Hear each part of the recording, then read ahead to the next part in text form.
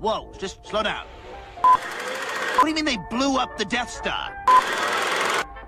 Who's they? What the hell is an aluminum falcon? Oh! Are you me? Okay, so who's left? Well, where are you?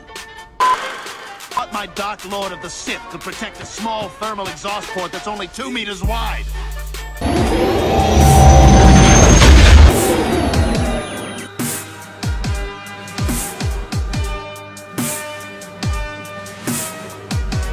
Ben, are we live? We're live right now?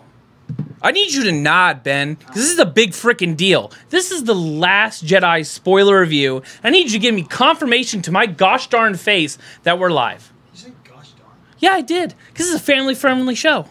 From Zach? Yeah. How's it going, guys? My name is the Mad Zach, and this is the show that I've been waiting since we started this podcast for, haven't we?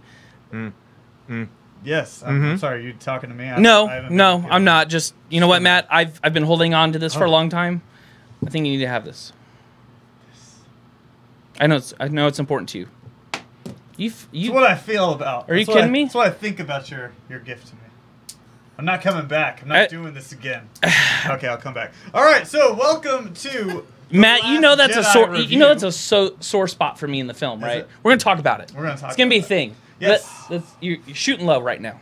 I'm sorry. Yeah. I'm not. You're good. All right, so I am Matt. That guy is Zach, and we've got a whole panel of people here to talk about The Last Jedi. Not just us two. Let's go ahead and introduce everybody. We've got Star Swipe. the Jersey Jackass, BC. Oh, and not to mention the ETCW champion right now. How's that look? How's that look? I'm a champion again, baby. It feels so good to be a champ. Feels so I can't good. see LA's face. I love it. Heavyweight champion. No, LA's Moses and parted the microphone. Heavyweight himself. champion. This is going to be a great show, and you have to move mics while it's on the camera. All right, so we've got LA right here. Hey, yo. He's just going to use both mics. I'm just going to use... That's going to be weird. And the leader of the Rabbit Empire, Nigel Rabbit. How you doing, buddy? I'm overwhelmed with thoughts, feelings. Fear, doubt, love, joy. Oh yeah, this is the last Jedi spoiler. There's And if you guys want, it happens every show. And So I'm pulling up the audio of it. And it was I know I'm down. it was me this time because the fun part is, I don't need to look at myself. I know how gorgeous I am. Nigel, it was connected. It was connected. I turned my Bluetooth off. I was like, "Wow, I didn't know I had my foot thing on." Earlier today- that was me, Always the one I to be can't like, believe I did everything's that. got to be 100% perfect. and I messed it up. Look at messed it that. up today. You messed Early- it up. But it's okay, guys, because I'm a champion. You're So your own. I get to. You're your own Darth Vader. You're champion for now. He actually can look So- at himself in the mirror with that. So the special treat of this show is that I compared earlier Nigel's voice to James Earl Jones. So Nigel, what you can do for me is instead of the slow sleep R&B that usually is your voice, can you go and step into the mic because I want everyone to hear. Just say something sexy, Nigel. I really have no idea to what he is speaking of. Yeah. Yeah, even the studio audience that we have here today has no idea what you're talking about. That's fine. He They're all apparently, staring like, at what? one point, he equated my voice to sounding like David Prowse when I had a microphone down here earlier. Yeah. You sound like David Prowse. You move it closer, you sound like That was a great James Earl discussion. Jones. I just like, but almost dead once you on put it that. up, it sounds like James Earl Jones. So guys, this is the Last Jedi review. Not only is it the Last Jedi review, this is the last review you need to watch for the Last Jedi. Yeah, all the other ones are just kind of Nice silly. callback, Brad. Yeah, they're just kind of silly because you know what, guys, we're gonna take you guys through an interesting journey of our top moments. And we're going to talk full-on spoilers. So if you haven't seen The Last Jedi, get the fuck out. Yeah, Or, No, Stay stay here. on. Keep it on. Just put it on mute. yeah. No, And then just stay here. Save After your you said money. that, literally 2 people left. Thanks a lot. Or Good. on Leave. Do not watch it. or on YouTube, there is a feature called Watch Later that you can add. Exactly. We're gonna cover the top moments of Star Wars: Last Jedi, the lows, the worst moments, and predictions for Episode 9. So stick around. That's what's in store for this show. We're streaming every single Friday here at 7 o'clock out of Nerdvana Coffee and Spirits. Matt, what is Nerdvana? Nerdvana is a place where you can get your game on and your grub on. It is a fantastic place. I mean, heck, just a few minutes ago, I was eating these awesome little chicken bites while playing Madden with LA. So Who won that game? I did. It's unlike any place in DFW. You have to come over to Frisco and check out Nerdvana. And also, even if you're not into like the restaurant appeal or go to like the bar, they've got a cafe right here. Just get your coffee on. And board games. And board so games. if you're a big Yeah. board So game what you're player, saying, right Matt, behind is us. that this is just a general place that you can just come get on with. Yes, absolutely. I don't know what your definition of on is he LA, said but game on, sure. grub on, and now coffee on. I just assumed that this is just an on place. It's No, this true. is more a reflection of your character. I don't know what your on is. Oh, excuse me, James Earl Jones. Yeah. I thought I was James Earl. I know, because he I think doesn't it's hear only accents very here. often. I'm just waiting for So- like Barry White to come so- out next. I have So no idea. the way that this show is going to go is that there's been a general consensus from everyone here, minus Nigel. He's the wild card of here at What the Force, of the top moments of The Last Jedi. Matt and I are going to go through the top moments. We're going to pass around the topics through everyone here at the show. Everyone give their opinion. But don't be afraid, guys. Jump in the comment section. You guys tell us if there's something that we're missing, if there's a story arc or a moment that we missed that you guys want to be discussed. We will talk about it here live on the show. Any comments or questions we will get to. We're watching. We're like Santa Claus. We're kind of creepy, but we're going to give you a great gift at the end of the year. But we really just more pay attention if you're naughty. It's weird, but Yeah. we don't really care if you're naughty. I like No one the gets naughty cold. moments. You get more good stuff if you're naughty with us. That's exactly how it works. That's why Ellie's still on the show. Because his dumb theories. Hey, That almost came out hey, correct. Hey, No, it did Yeah. not. Hey, It quick did. plug. LA and I are writing the Star Wars Guardians of the Galaxy script. That's right. That's a thing. And now it's a that- meta No, thing. it is Now- not a now that thing. Marvel- Let no, it no, go. no. Now that Marvel Space and bump. Fox, No. now that Marvel and Fox are What does one company, Marvel and Fox have to do with it? not- They're making a lot of acquisitions right now. We're Now shopping they around have our the script. original. They have the original film rights. The original films. Hold Yeah, up. but see, BC and I were already working on a script that is a Guardians of the Galaxy, Serenity, Firefly, Star Wars, Aliens. So you guys are already See, I don't even know how BC minds can handle that. I'm waiting for the Lilo and Stitch with the Xenomorph. That'd be badass. What do you- But I will Lilo say, guys, is- The possibilities are literally endless. none of those are scripts. That's just fan fiction. So what we're gonna do is we're gonna talk about. No. Fan fiction doesn't involve trousers. This involves trousers? Never involves trousers. If We're- it's good fan fiction. We're gonna no, and you're right, sir. If I get my fan fiction, I want it fast and loud. All right, so we're going to go ahead and get into our top 5 best moments. Yeah, and before we do that, we're gonna do our honorable mentions. I'm gonna read all of them off, and we'll go and we'll give a full minute to kind of cover those. Real quick, Ben. Find out Is what's he wrong with running the Matt's mic. show? I think so. What? He's so Find out used what's to it. find out what's wrong with Matt's mic. Oh, it's not. Am I not plugged in? Did you turn it off and turn it on again? Should be on there. If he's in the first Try plug, speaking I closer thought it to might the not work. Talking? Is this better? Yeah, right there. Oh, okay. So Cool. let me just. It's not Mike's. You're welcome. It's not Matt's mic. It's his voice. It's my voice. It's his God-given My voice. God, I must project more? Yes. Okay. So the honorable mentions, and I'm gonna push this over because this was one of Matt's honorable mentions, is Luke and Leia's moment together of them first meeting. This is one of your top moments. Give me quick 30 seconds why this is one of your honorable I mean, mentions. this was exactly like how it was in Force Awakens when Han Solo and Leia saw each other for the first time. It was that, oh my God, that nostalgic feeling of having these two awesome characters back together again. And that's the same thing with Luke and Leia. These guys have always been connected through the Force and also through blood. And so now this is the first time that we got to see them interact. And we got to see them interact twice. One was through the Force, and then being able to see each other face to face in some form or fashion. Yeah, thanks for it. And Thanks so, for that caption. And it was adorable too. Whenever she was just like, "Oh, I know what you're gonna say. I changed my hair." And there's also a lot of closure in that one moment between the two of them. And I really want to hear from our wild card, Nigel.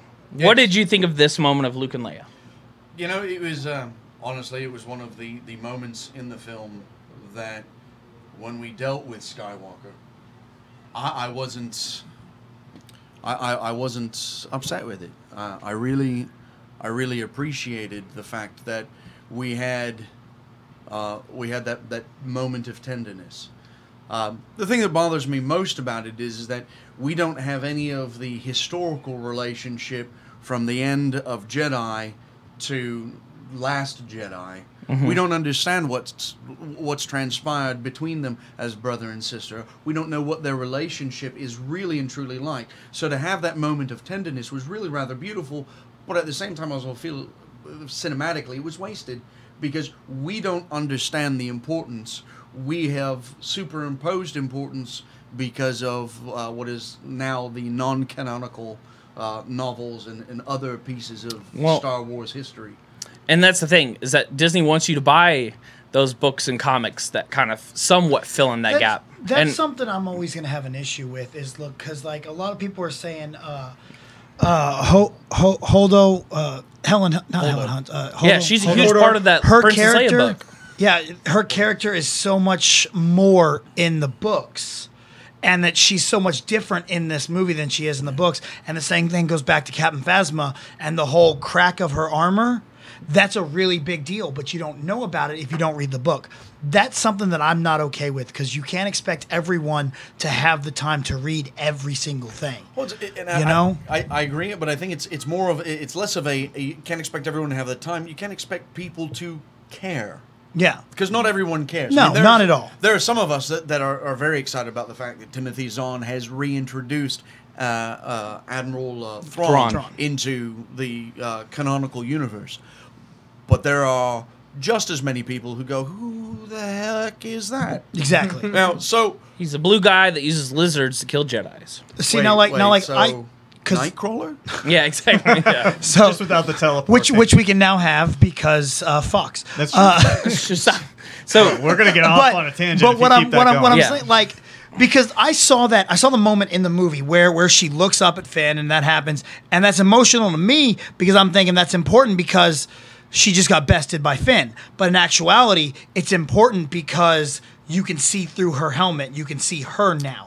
And that's apparently a big deal to Finn, to Phasma, which I knew nothing about. Well, let's go ahead and stay on topic, though, and talk about Luke and Leia. I mean, that's what I mean with the books. No, we're talking about we're not. We're talking about the specific moment within the film. LA, do you have any thoughts on the Luke and Leia within the film? That moment. I thought the moment was heavy. It was one of the better moments of the film. It's a very somber moment. I thought it didn't. It almost felt like the whole movie grinded to the halt because you knew something big was about to happen. But when they showed the dice, I felt like they connected everything back together. See, I had an issue with the dice. Yeah, let's talk about the dice. Yeah, like how I want to ask Nigel this, because do you know about the dice? Yeah, the dice are the dice that he used to win the Millennium. Were they in any of the other films?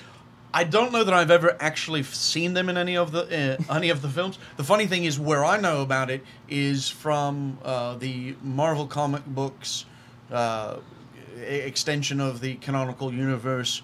There was a because they had Lando. They had the Lando comics, and I think did they ever have a Han Solo? I'm going back. Way back in the day. Way back in the day. Got it. Got it. Okay, we're talking about when I was it's 7. It's been a piece of Star Wars history at some point, and they made it canon by bringing it in there. Do you think we'll see, Nigel, real quickly, because we got to move on to the honorable mentions, do you think that we'll see it in the Solo film? We better. I mean, I would hope so. No, I believe we are. You don't show it like with that much, context on there without. It doesn't make sense to have the dice and have the significance of the dice without giving the audience a reason why it's significant. It really is part of my frustration with most of this movie. Is there are so many things that Rian Johnson in writing the script felt would be important, but then gave us no basis to feel that importance. So I feel like we got to move on. We got to move on. So the next top honorable mention is Broom Kid. I love Broom Kid. That's it. That's all we need to say. No. One of my favorite parts. I hate the universe, man. I hated the post-credit scene. There's no post-credit scene. That's exactly what that was. That was a post-credit scene. Is Broom Kid? Before the credits. That's exactly what it was. It was a Marvel post-credit scene. Now, if they would have taken that scene and moved it into like the time where they're in Cantobite, when they're in Canto Bight, I think it might have worked a little better. But the fact that they had, like, when she gives him, like, before they all leave, it cuts back to that kid, and he has the ring, and he brings the broom to him. Like, I get the significance of it. Like, I understand that it's like, you know, any Jedi can come out of nothing or something like that, whatever they want to say. But that thing was just out of place and just lame. You guys both suck. It was perfect. It was beautiful. not. I have it. zero connection to that kid except for the fact that he likes animals. Wrong. You're wrong. You're so wrong. You're the biggest wrong ever. You're the wrongest loser. So we got to move on. So the next topic. You only want to move on because you don't want to talk about how bad no. Broom Kid is. We got to get talk through all day it. about Broom Kid. We got to get through I don't it. wanna So hear the next top line is Paige, which is Rose's sister. I thought this was a great piece cinematically.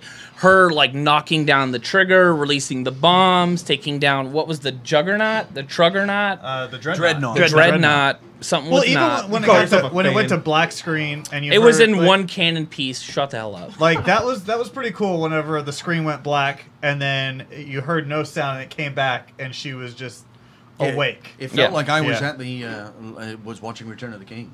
Yeah. Everything black.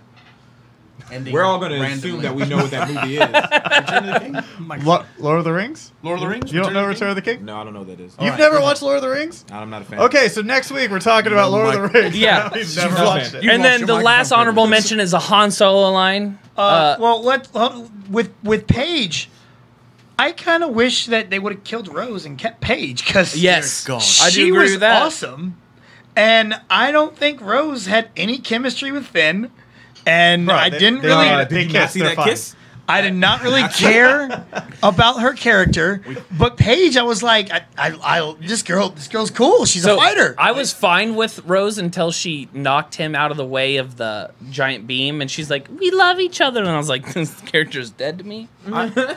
I was actually incensed at the idea of Rose and Rose's character about the time that she became an anti-war profiteering protest. yeah. Yeah. The fact that Rian Johnson used Star Wars to make a political statement. Social statements I'm fine with, but to make a political statement like that, I mean, the adage "war is hell" that belongs in Rogue One. Yeah. That belongs outside the melodramatic space opera that is Star the Star Wars. Wars. Yeah. Episodes 1 through etc. And the good thing about that is that I'm really excited to talk about that because that might be somewhere here in the list in the bottom moments.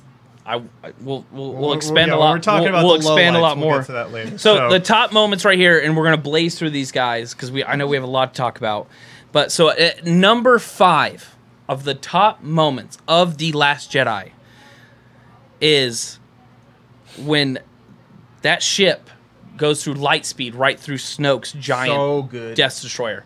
So the reason why I'm setting this up and why this is my top moment is because when she makes a conscious choice to turn the ship around, it seems logical, right? Like, you're going to die anyways, lady. Just blow this ship through that ship and you're going to save a few people, right? But cinematically, how it was shot for me when she turns into light speed and almost the vacuum of silence that was taken from the theater. Everyone, both showings that I've been in, everyone was like, oh, BC, how was that for you? I love it because as an avid like prequelist, like I love the prequels. I do. They're not. I know they're not as good by any means, and Attack of the Clones I'm is by far the prequelist, worst. I love 'em. But as a prequelist, I love it because it's kind of almost a callback to moments in Attack of the Clones where they do that, where all the sound just drops out, and then you hear that big boom, and it was one of the most beautiful shots in almost any of the Star Wars films. Like, that's up there with the Tatooine, the twin suns, Leia looking out and seeing the damn jet coming, or the Imperial ship coming toward her, everything. That was a beautiful shot, and Rian Johnson did that incredible. I loved that. LA, would you put this at your number 5? I know this is our group consensus, but does this sit on your personal list? So the only thing that rivals that scene to me is the scene where Luke comes out, sees all the destroyers or whatever, and they all shoot at him. Yeah. And then it gets done, he's like that. And I was like, that's the only scene that rivals that Lightspeed scene. That was one of the best moments for me as a novice Star Wars fan to see that just on a cinematic level. I was like, that was incredible. Like, I felt something when I saw it. It was amazing. Nigel, what was this scene for you? I don't know if I could number it. It was certainly perhaps one of the greatest, the greatest military strike in space we've ever seen cinematically, period. It doesn't matter what science fiction we're talking about. It is purely one of those moments where we took a theoretical idea and went, oh snap. I think the other thing about it, though, for me, is it really took that one moment that I needed as a fan watching the film to redeem what Holdo had been doing. Because, I mean, since it's a spoiler, Holdo had been playing her card so closely to the vest that she had inspired things that you would never expect to see from the rebellion or the resistance in a Star Wars film. Running away scared, which that's what they perceived us to think. I was going more with a mutiny, but you're running away scared, sure. But that's what we all thought. If she would have just told Poe we'll get to that what in a the second. plan was, it would have been. We're coming to that. We're coming to that. So Chill but out. the coolest thing about the Lightspeed part, though, is that it's always been something like we've thought about, Absolutely, right? absolutely. And the funny thing, I'm not just a Star Wars cinematic fan. I don't just play the video games. I don't just read the books and the comic books. I've played the role-playing game. I've played the Dungeons and Dragons of Star Wars, and one of the great questions has been, well, what happens if we turn around and go to light speed when the bad guys are chasing us? So if you guys haven't seen the already giants, how many times have we said spoilers? 1,000 times? About 4 times. Matt, give us what our number 4 is. So the number 4, and I think the biggest theme, the best thing about The Last Jedi was that it was very unpredictable. And so this is the reason why number 4 hits our list for best moments in The Last Jedi, and that is the death of Snoke. So, BC, let's go ahead and hear your thoughts on the death of Snoke. I loved it. I thought this was an incredible moment, and it's a great way. Like when Rian Johnson was talking about it, he's like, what would happen if you took the throne room scene from Return of the Jedi and put it in the middle of the film? And to see, like, who we're all sitting there, there's so many fan theories. We talked about it for, like, 3 years. Who is Snoke? What does he mean? Where's he been from? Where's he come from? Who is this guy? And to quote The Rock, it doesn't matter who he is because he's dead. And don't get me wrong, the first time watching it, I absolutely hated the scene. Because at first I thought it was Rey turning the lightsaber, and then I realized it was Kylo who did it, and I was furious. Why? Because you do not redeem Kylo Ren. No. He killed Han 'cause Solo. You got sucked in thinking he was turning, right? They got me. Because of me. They got me. Yeah. I was like, you pieces of trash. You do not know. This is a horrible Star Wars movie. I hate this. Kylo, you cannot redeem this guy. But then the turn happens right there at the end. And you see that he's like, I killed my biggest enemy, and now we can rule the galaxy together. And I'm like, oh my God, y'all got me. It kind of makes Kylo Ren seem like a genius whenever you think about all of it because of how his plan came to fruition. Nigel, let's go ahead. Your thoughts on Snoke dying? Correct me if I'm wrong, but everyone in consensus in this room with it, this was brilliant. Yes. You guys are all idiots. I mean, no disrespect. You're the stupidest people I've ever met, and I'll tell you why I feel that way. That velvety British voice, no one cares. It makes everything feel better, doesn't it? Everyone's like, keep berating me. It's okay. See, this is why Gordon Ramsay's not as successful as me. Wait, damn it. No, but the reason why this is a terrible... And don't get me wrong. As a fan, wanting to see someone use the Force in a way that makes you go... that did that for me. As far as an action is concerned, that was brilliant. As far as the placement in the story, as far as any kind of element about Snoke, this was one of the most ridiculous, one of the stupidest things I've ever seen. Because we're talking about a dark Jedi, perhaps even a Sith, because they've not told us too much about Snoke, have they? So we're talking about perhaps the most powerful. And there's speculation out on the web right now that Snoke was the Jedi Prime, the very first Jedi. So we're talking about somebody who quite possibly is the most powerful Jedi in existence. And he did not realize that there was force movement that was reaching out to the lightsaber beside him to betray him. That's problem number one. Problem number two is if this villain, Snoke, was so terrifying, so horrific, that it caused Luke Skywalker, our one bastion of goodness in the Force, in the Jedi Order that was left, to contemplate realistically murdering his nephew. He was so terrified of this dark Sith, this dark Jedi's grasp on his nephew, and he dies like that? Really? And the issue is that I also have to conclude is that he named Snoke by name. He goes, I knew Snoke had him. So previously leads you to believe that he knew who he was, Exactly. and that was an issue. And this is one of the reasons why I sit there and go, this is a terrible idea. And as much as I love Rian Johnson, Rian directed and wrote The Brick, one of my favorite films. He did Looper, which was brilliant. He did this, and my first response was, who are you and why are you touching Star Wars? Because you have no concept of what you're doing.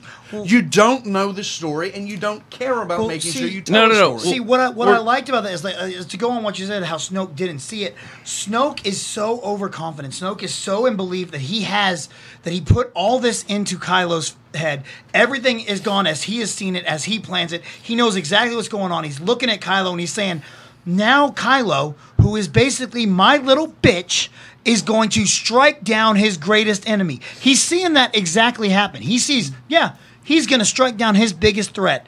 But what he's not realizing is his biggest threat, his biggest enemy, isn't Rey. His biggest enemy is Snoke. It was inside him So all along. Snoke is seeing this, and he's seeing it play out. He's just not. He's just so overconfident as the Sith and the dark side is that he's not seeing it happen the way it is. Before we get into an argument, It goes back. No. I want to get LA's thoughts. go. On It goes back to the Emperor. It goes back to the Emperor I'm about to drop some gems on y'all. I'm about to drop some gems on y'all. not seeing that Vader is, I'm not sure about you lightening my son, bro. Like, he goes all the way back to that, and the Emperor should have seen that, but he didn't. He didn't even sense that Vader was conflicted. And that's what he goes, because he's so confident in that he has his grasp. He caught him monologuing. Let's just be honest. Are you done or are you finished? Are you done? No, or are I you can finished? keep going. You see, No, stop. You want to be a smartass? I will keep fucking talking. So to quote a line from the movie for you, Thank you. amazing.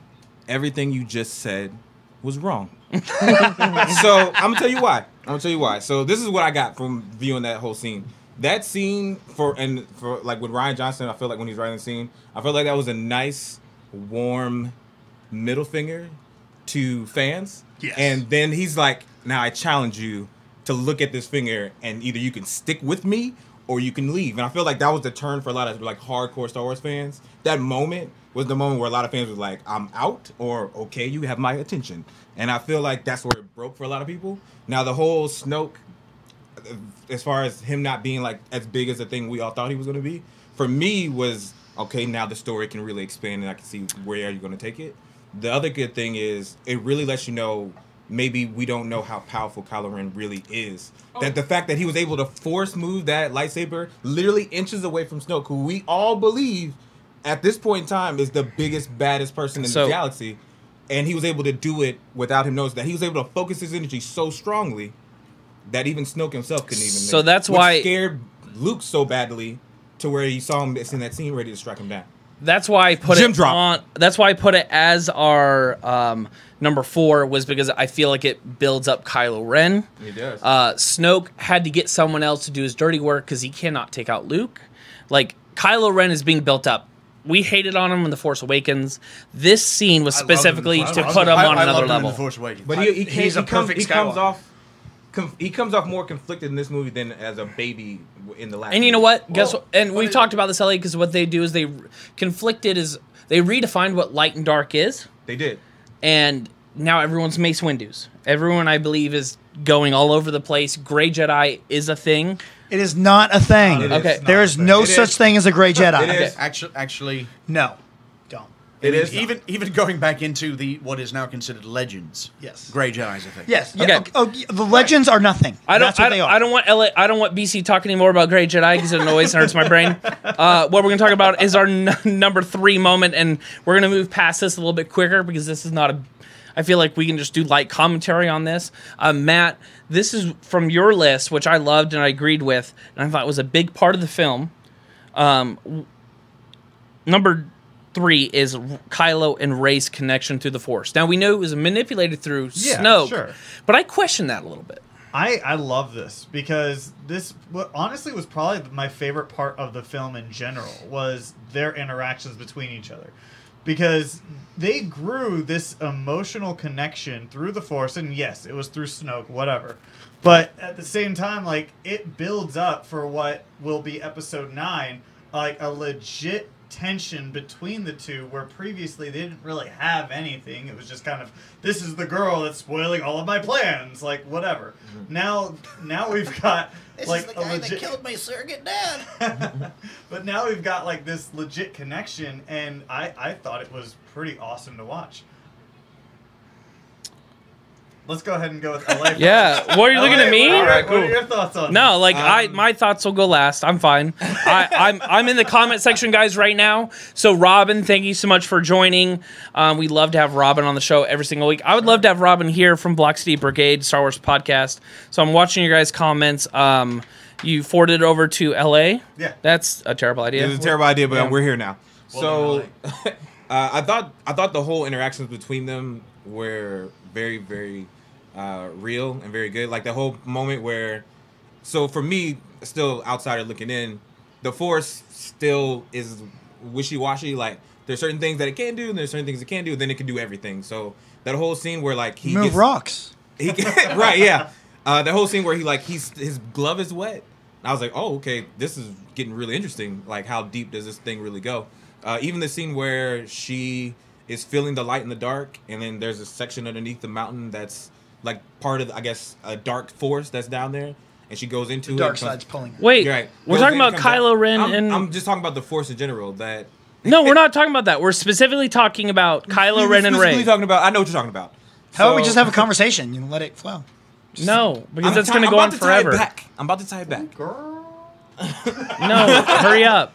We got all night. We don't got all night. So maybe lose my train of thought. So basically, both of them themselves are strong on the Force side, and we're talking about Snoke. When you say you question it, I think that Kylo knew, like I think he knew what was happening, but was allowing it to be because he wants to have her there with him to try to get her to come over. I don't think that thread is done being pulled. Well, and it was really cool too. Whenever you had that emotional connection, and then it got to the Star Destroyer, wherever they were on Snoke's ship, and he said, "You know, I know who your parents are. You know who your parents are, but you mean something to me." Mm-hmm. And you see that because you had that connection throughout the entire time. BC, what were your thoughts on it? I loved it. I loved how they set up the rules immediately by sitting there going, "Can you see my surroundings? I can't see yours." So you know they can see each other. They're close to each other. They're friendly. And Kylo immediately goes, "You're not doing this. This would kill you," which is very foreshadowing for something that's happening later. And I love that they immediately set those rules up and show you exactly what's kind of going on. And they're getting this real Gollum, Smeagol kind of talking to each other thing back and forth. And I really loved how they slowly built that connection. Like immediately she sees Kylo and shoots, blows a hole in the damn wall, pisses off the caretaker. I love the caretakers, by the way. I would love like an entire comic strip with those guys. Yeah, that whole gag when the rock falls and hits the And the reason why I pointed that out, guys, is because some of the topics that we're going off on might be honorable mentions in the 3 other sections we have of the show. Or might be other points of the 3 other sections of the show. I can tell you that much. Caretakers will be a part of this at some point in time. Now, but yeah, I really like it was something new for the Force that we've seen. It's a kind of like an addition to almost like the Force Ghost, like how they can interact with them. Now they're interacting with each other through the Force from other sides of the galaxy. Nigel? It's interesting because L.A. was making the point of him being novice and coming into this and not having any expectation. As far as storytelling is concerned, and as far as this element of how to use the Force powers, I thought it was rather brilliant. It did kind of set me on edge, but it set me on edge because it's supposed to. Because here we have the villain and the hero, and they're having dialogue with each other. It's not just threatening each other; they're actually communicating, and Kylo is forcing Rey to think in ways that Rey wouldn't normally think, which causes her to press Luke for the truth about what happens to the Jedi School. The fun part about it, LA, is while we have a lot of quote knowledge about the Force. As fans, by and large, we're still all very much novice about it. We know what it can do, but no one's really tried to explore what it can't do. Which is why I like Broom Boy. Well, and at the same time, unfortunately, as me as a huge fan of Darth Plagueis, some of the biggest answers we get from the Force comes from the Darth Plagueis book, which is no longer canon, which is just... I'm trying not to cuss. It's just silence and head shakes. I'm trying not to cuss. It's just poopy. Are you sure it's not canon? Yeah, it's not Darth canon. Plagueis? No. I wanted it to be so bad. Like, Darth Plagueis is one of the biggest... Like, it's amazing. Darth Plagueis himself is canon. But right, the book, which tells us the origin of... Darth Maul, tells us the origin of Darth Sidious. Like, there's so much in that book. It's not, so it's whatever. We're going to move on. I'm not upset about any of this. And we will get to it. We're going to go into our last 2 points. Number 2, top moment in The Last Jedi. And I think this is deservedly, not cussing is messing up my voice, Matt. Deservedly so. It's messing up my voice. So. Matt, my vocabulary doesn't work if the word F-U-C-K is not in it. Okay, I got you. I'm gonna come in for the F-U-C-K-I-N-G. It's not helping. So, the number 2 best moment. My daughter in can't Star spell. Wars That's why I The can say Last this. Jedi, in our group setting is when Luke faces off against Kylo Ren toward the end. And let me specify, it's the whole scene from when he steps into the opening all the way to the end. So don't just think it's like when they're facing each other. We're talking about like just not the Bebop moment where he like flips around. Not just the Bebop moment. We're talking about him being shot. All the blasters are being shot. Everything. This entire the Jay-Z moment. All of it. All right. So LA, you talked about the Jay-Z moment the most, right? Sorry to cut you off. I just had to touch on the Jay-Z, the fact that LA commented on it. I just wanted to pass over there. Go, Jay-Z. Just what'd you think?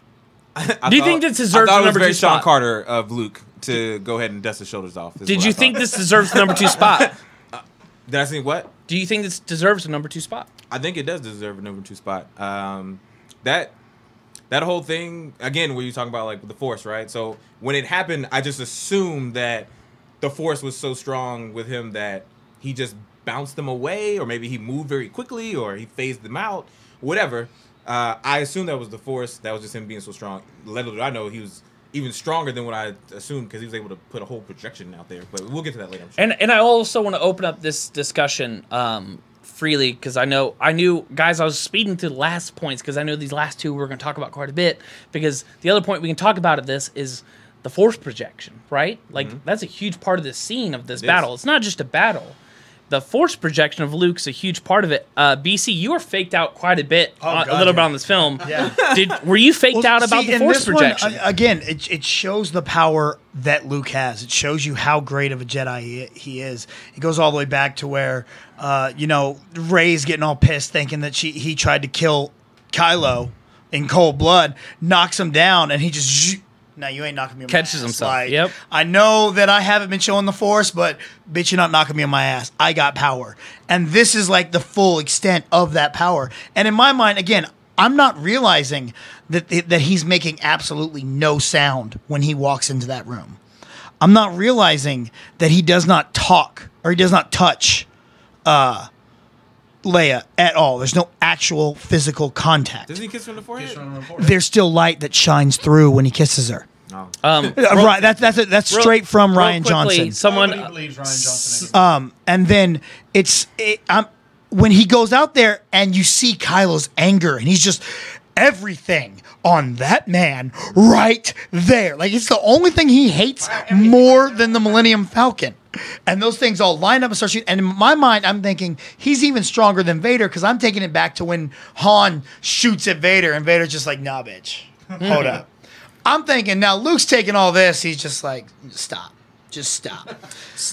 You know, I didn't notice when Kylo moves and the red salt. But you didn't notice how young he looked? You think he just got a good shave? I figured he got just. I thought he got just for Jedi. I was pretty sure that the caretakers have a good knitting and haircut service. Did you catch the lightsaber? The lightsaber is the one thing I caught, and I go, oh, that was a mistake. They broke that lightsaber. They didn't realize it. So you thought it was a continuity thing? I thought that was a continuity issue, and I was like, that lightsaber's broken. Why would they? How did that get through editing so bad? And I didn't notice when his foot moved, there's no reds. You know, it wasn't until literally as Luke turns around, I'm like, oh my God, he's not there. So even the first swipe when Kylo went through him, you didn't notice I thought it was an Obi-Wan callback to Obi-Wan. Go right through me, and I'm gone. I thought his cloak was gonna fall. I thought he was gonna turn around and it was gonna be a cloak on the ground. Does anyone here know a Marcus Rose? Marcus Rose. Marcus Rose from MPX Wrestling. So Marcus is in the chat, and Marcus is saying trolling hard, trolling really. He said, hard. "Is that Jack Black and Kevin Smith hosting this?" And if I'm compared to Jack Black, or I don't know, I want to know. No, but I'm okay. I'm Jack Black. Probably. He's Kevin Smith. Fuck that. Oh, damn! I am not. Damn it! I am not Kevin Smith. That's what did it. Right? That's what did it. Someone called me Jack Black is what got me to cuss this podcast. I hate this. All right, That's Marcus. I'll be Kevin Smith from now on. All right, guys. So, that was really cool. Batman. Batman. He also says, BC is hot. DC is hot. He goes, that Bubba Diddley in the good-looking. middle. Oh, gosh.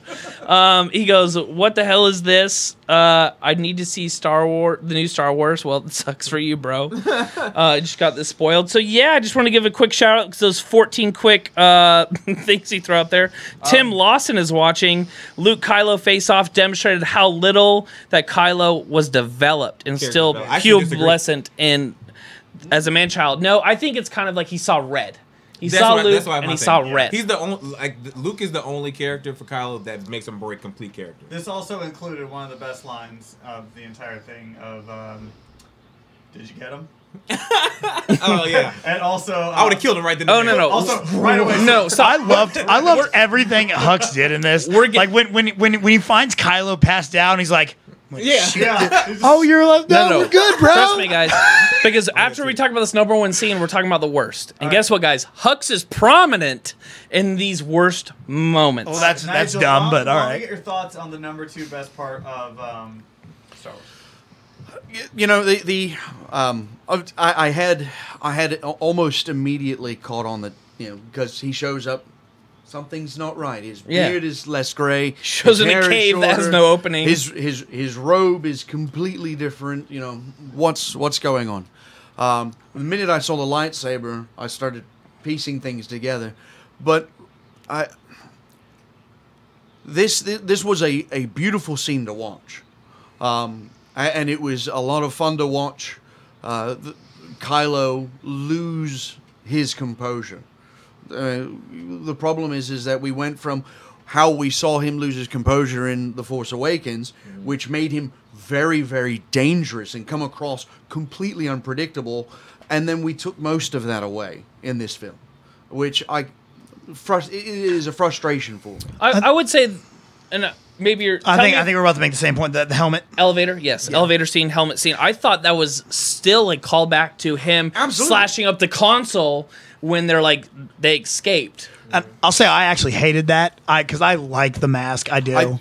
I prefer the mask over to Adam Driver. Yeah, but you got Adam Driver. He's a name now, And Because so, of Star Wars. yeah, but they're like, oh, well, we got to take him out of the mask. Hey, did anyone get... That's a horrible idea. Hey, That's a horrible- LA. Also, Logan Lucky. LA, did you get the scene, the picture in your head when he says you're a child in a mask? Was it like the Calvin Hobbes, Kylo Ren, where it's just like a huge head and a little body? He's like, It wasn't, I'm going to but kill everybody. It brings me back to the point to where maybe we don't know how strong Kylo really is, because it seems like he is dealing with Snoke. Not the fact that he's just taking orders, but he's just dealing with him. And the fact that he's talking to him like this and he feels like he's stronger than Snoke is just waiting on his moment. Can we? I don't want to interrupt, but can we also talk about the fact that, I mean, you got to grow up a lot to kill your father. I mean, the guy killed his dad. I feel like that he didn't grow up at all. I feel like he did it. It felt bad immediately after. No, he thought he would grow stronger from it. But he didn't. And he didn't. He and grimaced at it almost. And Snoke says in the film, it split you. It did. He thought by cutting away his past, which that was his whole thing. Where's that pen go? He thought that was his whole thing, that if I do this deed, cut away my past, it makes me stronger. That's what he was trying to tell Rey, was if you cut off these ties, like in every villain movie, right? What makes you weak? Your family, your friends. Cut those off and let's move on.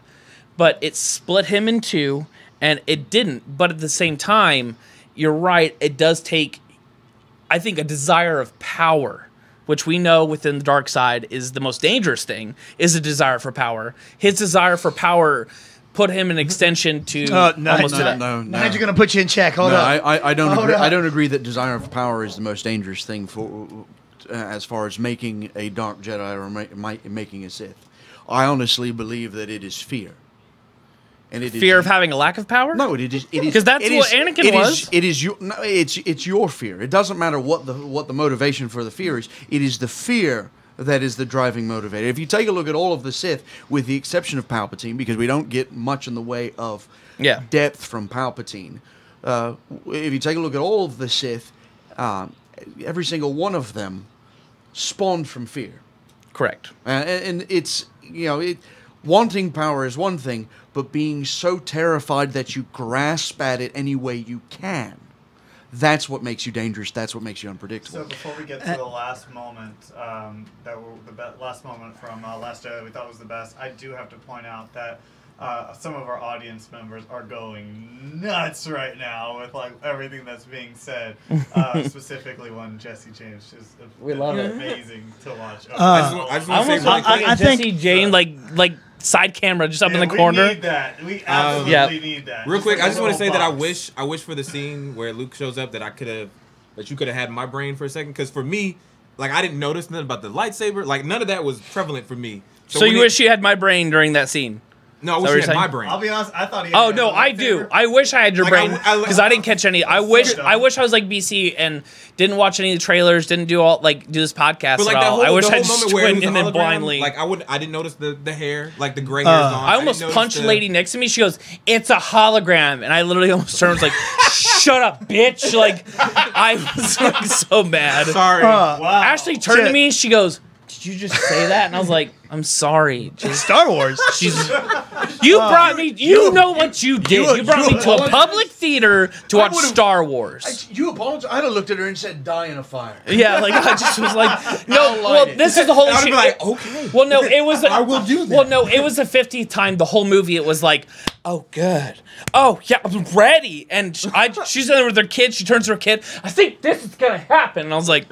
So the whole time, finally, that was my breaking moment, is when she goes, "It's a hologram," and I just lost it. It's my second showing, too. This is where I would say, as any fan of cinema, go to the Alamo Draft House. They will kick those bastards out. Yes.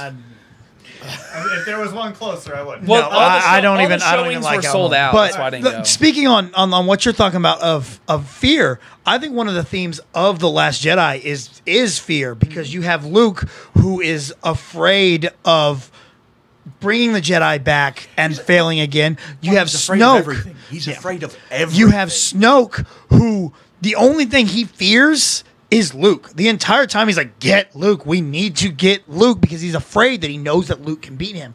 Kylo, afraid of not being the next Darth Vader. Rey, afraid of whatever the power that is that awoken in her. Afraid of never being accepted because she has no family. Yes, Poe, afraid of of not being the hero, Failing the failing, Not yeah, being not represented fighting. correctly in the film. Finn.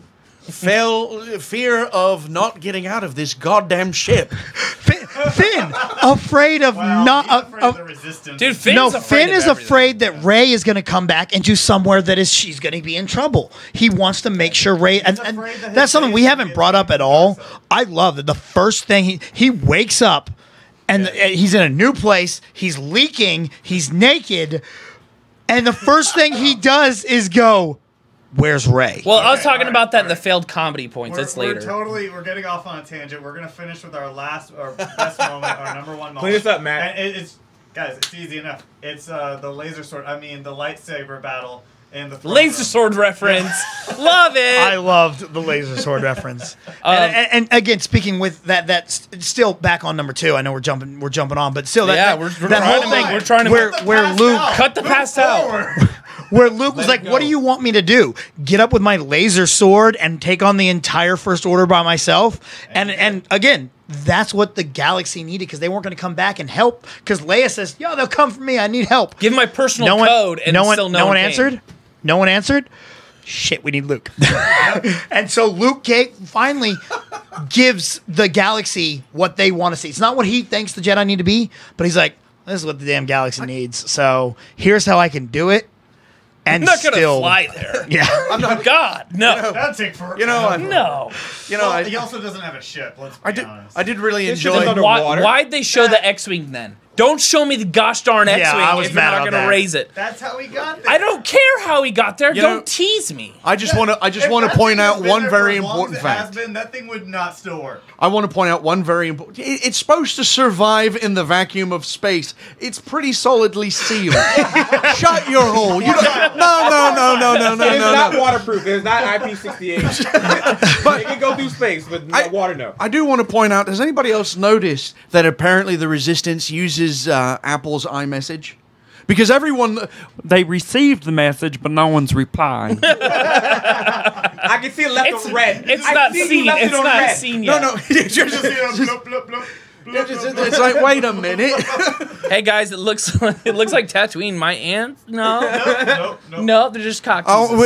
We've got gifs of lightsaber kittens. Great. So I don't want to go on this too long. We've all seen the scene. It's more visual than anything. Canto Bite sent dick pics.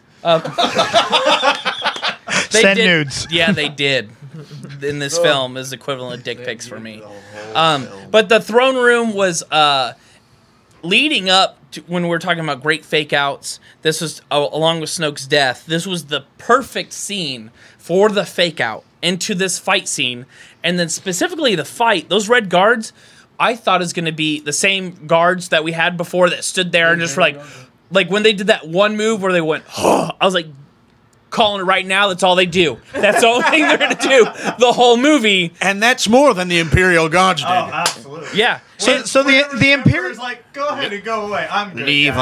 us. We Yeah. don't know what you are. Yeah, and that scene was unbelievable. Still, through a whole fight scene, you don't know who's who, and you forget it. You forget who's light, who's dark. You're just like, the two most bad A characters in this again- movie are fighting. I'm sitting there watching Ray do some things that I'm like slitting throats and like cutting Well, off heads. And I'm like, ooh. No. Okay. Let me point this out. BC, did you see the fighting skill difference between the two? Yeah. Because I did. I did too. Yeah. Kylo's much more vicious, and Rey has a smooth action, more like a martial arts action. But she to her, struggled. kind of. Did you like Kylo's taken 3 people on, no problem. Yeah. Rey was struggling with one, which I loved, because if But- they made her like a badass out of nowhere, like they did in The Force See, but Awakens, that's I was another- going to be out. That's another thing I liked about it because it shows that she knows how to fight. They show her on. She's sitting there. She's training with her staff. She's really good with the staff. You yeah, see and how she good- knows how to break she rocks knows what and she's shit. doing. Yeah, and she's awesome. But that was the point of that scene, was to show you she's not a nobody. She knows how to fight. She can Point take care of of herself. order. Kylo Ren said she was nobody. Yeah, That's true. And Not also- to him though. Not Yeah, to dude, him. her first kill ever in her life was going to be the Space Nun if it was 6 inches to the left. And then, and then the but She's like, That's what they are. She was almost a murderer. No. She was almost a murderer. Okay? I'm going to point this out in the worst moments of the movie. She almost murdered someone for a gag. Little Yeah. piece of trivia on that. Skellig Michael Island has nuns that keep up that island. Yeah, and so space that nuns. is a throwback to the actual island. So those aliens exist. Yes. My God. Yeah. Those were actually the actual Move caretakers. your glasses. Also, nuns complaining about nothing that looked like dumb aliens is a callback to my childhood. Sorry, that's That- real deep. I got- L.A., I go got ahead. real quick. You're Sister Mary Yeah, Francis, sorry, my he'd bad. like to apologize for those cruel things he just said about your hideous I reptilian just face. want to like him to wake up and just be like, what happened? I'm sorry. I blacked out. Sister Meredith was a bitch. Anyway, LA, LA, your thoughts on the throne. to get back onto that scene. Oh, It's- okay. it's- no, you're good. Sorry, BC she- wasn't done. I liked that. Like the first time I saw it, again, I was sitting back pissed off. I was like, no, this is dumb. You cannot redeem Kylo Ren, and I was mad. So my second time watching it, I actually got to focus because I knew I knew it was coming. So I was like, okay, I can focus on this a little more. And dude, like when she drops the saber, catches it, and like backhand Ahsoka Tano's like, Like I said, slit a dude's throat. That was really. I'm like, that's not the Jedi way, but okay, cool. You couldn't see his face. You didn't know what he was. I don't know. I've never seen a Jedi slit someone's throat. No, it's like But come on, let's be honest. How often do we see the Jedi in that kind of combat? Mace Windu cut Jango Fett's head off. Okay, and that's let's true. not Yeah, you're forget. right. You're right. Let's I not didn't- forget. LA. A Padawan sliced a what's it? A Zabrak. You're right. Yeah. In half. Thank you. LA. Thank you, Jesse James. Do you think Fun that dude. it was easy for Rey to slice that dude's head off because it's equivalent of hooking up with someone with a brown bag on their head? You don't know who's behind it. Well, I mean, You don't know what's going it's on. like a hot knife What? through butter at that point. Sorry, never mind. LA, please tell us your thoughts on Throne Room. He said a hot knife Quite- through butter. Quite the intro, Zach. Thank you. No, I thought you'd just jump all over that. Well, so here's the thing. As for people who watch the show, knows that I've trolled these gentlemen quite a long time. this whole show's based on LA trolling us. with the theories of her like either going all the way dark or maybe possibly gray or It's not a thing. Kylo Ren like joining the get on the good side. That fight scene was the first time in the scene I was like, oh my god, one of them is going to come up or join the other possibly. I enjoyed the entire scene, but I was like, at the end of this, someone's going to have to make a choice, and I was wondering which one would go either way. I was kind of disappointed that they split it past, but I guess movie wise it had to go that way. But like I said, I don't feel like that thread is done being pulled. Like I think in 9, Oh, I think it's done. I think in 9 he's still gonna try to convince her to come over and help with him. That last scene where she hit the button on the Millennium Falcon and it closed the door, that was like a symbolism that door is closed now. And I you don't are know. now my enemy, and it will be me versus you. Hopefully, you have an apprentice. I don't Nigel, know, man. I don't know. I'm still curious about it. Nigel, the specific scene that I wanted to ask you about was the pulling of Anakin's lightsaber, the force pull that was going on between them, and then the actual final breaking of it. Because that lightsaber, for us as someone who loves legends, that lightsaber just has a lot of meaning, which is why the first bit of the movie almost walked out. But what are your thoughts on that scene? Amusingly enough, and since we've made reference to the fact that Jesse James is here with us, It's amazing. Isn't she great? But Jesse and I went to go see it at the Alamo Drafthouse Thursday, 8:00, and we're sitting in the theater, and that happens, and I think my exact words were, "Oh my God." The concept of breaking a lightsaber like that, not just breaking, ripping it in half. They ripped the Kyber crystal 2 in half. I thought. No, I think they just opened it to the Kyber. Because if you look I at didn't see both sides of it. I didn't stop the film, Jesse, and say, "Hey, let me get both looks of that lightsaber." Rewind the film. I really wish there was a camera over here so you all could Yeah. see Jesse James' planning. reactions. This is poor planning. No, This is terrible. But I told you she should have been involved, didn't I? But anyway, enough cooks in this kitchen. well, apparently not the right ones. So anyway, We could take LA off. I think it would be fine. but It probably would. it was really staggering because the lightsaber in and of itself carried such emotional connection for the fans. I mean, it was the first lightsaber that Luke Skywalker ever touched. It's the first one we ever saw. It's the first one as fans, the first one we ever saw. It is the lightsaber that Obi-Wan retrieved from a defeated Anakin. So there's all of this, all of this Star Wars lore behind this one lightsaber, and so much history behind it, and then they destroy it. Which is actually kind of an interesting little parallel to how I, as a Star Wars fan, feel about what Rian Johnson has done with his movie. Jesse looks like she's freaking out. Jesse, just come over here. Why don't you come over here and tell us your epiphany? Yeah. Ladies and gentlemen, Jesse James. Yeah, it sinks. It does sink. Hi, guys. My name's Jesse James. That is my real name, I promise. So, to me, the symbolism of his lightsaber breaking is basically the past is done. Mm-hmm. Don't look to the past anymore for any more answers. At this point, we are saying goodbye to our old heroes and we are welcoming in the new heroes. So you have to let Luke go. You have to let Leia go. Oh, Space Mom. And you have to let Han go. My Prince Charming. So this whole symbolism means goodbye. We're done. You need to go forward. From this point forward, you have to rely on yourself, and you have to make sure that your life is moving forward. The Force is going forward. And no, honey, there's not going to be somebody going from one side to another. There's always going to be balance. Always. Well, I guess my point is that I feel like now it's open to where you could draw from either side. And that's what the whole gray Jedi thing, I guess, what I was coming at, where, like, if she wanted to draw power from the dark side, that power is now available. Are you fuming? Great. That means I'm doing my job. Anytime BC is fuming, I'm doing my job. Real quickly, some of the viewers are very confused by BC's armwear. Oh, I'm sorry. I apologize, guys. I'm also an announcer with ETCW, and he actually won a match. You can come here forever. I need a shot on him this entire time. Ben, do not take the shot. Can you zoom in, Ben? Can you zoom in? You're really gonna sully my first ever singles title ever in life. How long have you been in wrestling, and this is your first ever? Singles title is my first ever. It's taken actually a tag team to help you get a title. Oh, so this is your first ever of course, in 10 absolutely. Years? In 10 years. 7. Okay. Absolutely, though. Absolutely. I always have to have Frankie there.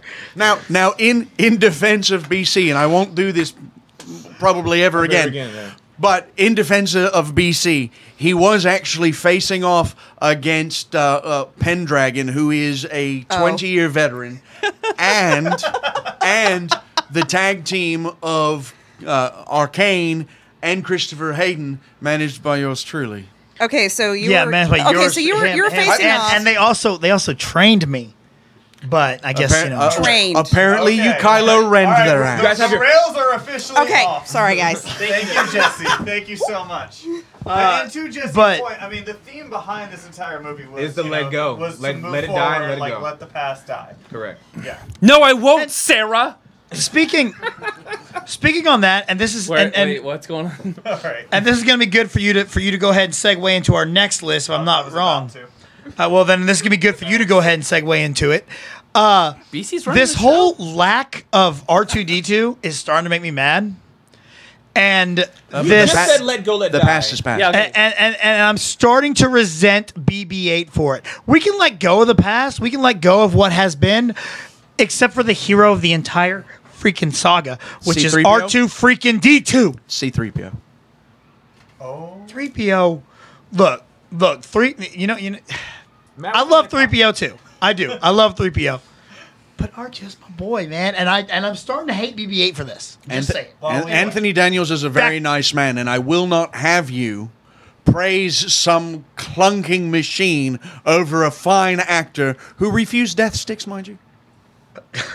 So, while we should let the past die, there are also some other scenes that we would like to have died as well. These are our top 5 worst moments of The Last Jedi.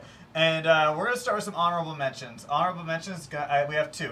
We got General Hux being very cartoony, and we have Don't Join, a.k.a. DJ, a.k.a. Benicio del Toro. I like DJ. I disagree with both of those. Everything you just said is wrong. Oh, you mean okay? No. God damn it, So Skywalker, they built up you Hux bastard. as like this awesome, like Hitler, just total fascist Oh, character it's brilliant of just first like, I'm a bad A. I run this army. I run this ship. Let's go. And then they just make him a giant joke throughout this film. Hitler was a little bitch.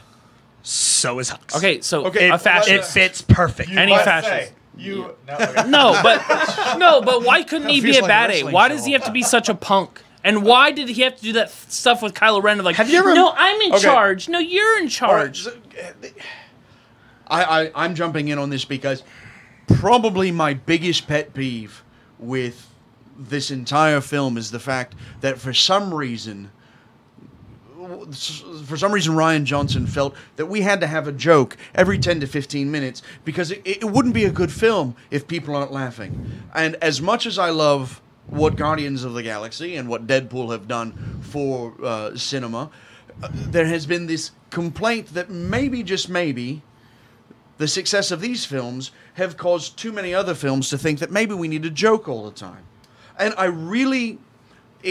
That's our number 3 point. Yeah, we're gonna get. Well, yeah, We'll get to there. that. All right, well, yeah, that's part. This is part of number 3. Yeah. Sod off, you make it. Sorry. Sorry. I'd like to say that my complaint, my honourable mention complaint, is the fact that we didn't talk about Crystalline Fox's as honourable mention best elements of the film making kids. I'm assuming that that last part is inaudible and ineligible. So Making Yep. kids. Yep.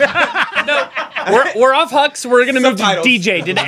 Did anyone have any issues with DJ? 'Cause I that's- enjoyed I DJ actually too. like DJ. Oh, you love the stutter? You like that dumb stutter? Because it's the collector, and this is how we get into the Marvel Guards together. Here's the thing with DJ. He walks away with items. Look, Bye, guys. I'll see y'all later. I'm okay with the idea that he's even around. Okay, I'm fine with that. Except I feel like he should have been introduced by Lando. That Lando. Yeah. should How do we have know we're been- not gonna see that Lando film? should have been the code breaker at Yeah, the casino instead of Justin and, Theroux. You know, obviously Billy D could go. So it should have been like, you know what? I have my assistant here. He'll go with you. How many callbacks do you need, Matt? Well, okay, I need Ryan. Lando. every you film. telling me you Let the don't past- need Lando? let the past You don't die. need the other black man in the galaxy? I do want a black man in the galaxy. We're sorely lacking. come on. We're sorely lacking in color in space. And he was the first. He was He was the first. Ryan- he was not the Nubian god you opened up and saw a crusty old white man inside. No, he was Colt 45, Billy D. He Williams. could have been at the bar pouring a Colt 45, turn over to like Rose and be like, works every time because now she's like gushing over him. Ryan Johnson actually spoke about how he wanted Lando in this film. Like he really did. But he was too busy Couldn't not to find write he couldn't find a way to put him in there where it made sense. He did not want him to just be in the background of this casino scene. He thought that wouldn't do the character service, and just have him to be there and kind of look at the camera and wink. It wouldn't work right. You don't know how Star Wars fans work the then. casino for all I care. Actually, let me.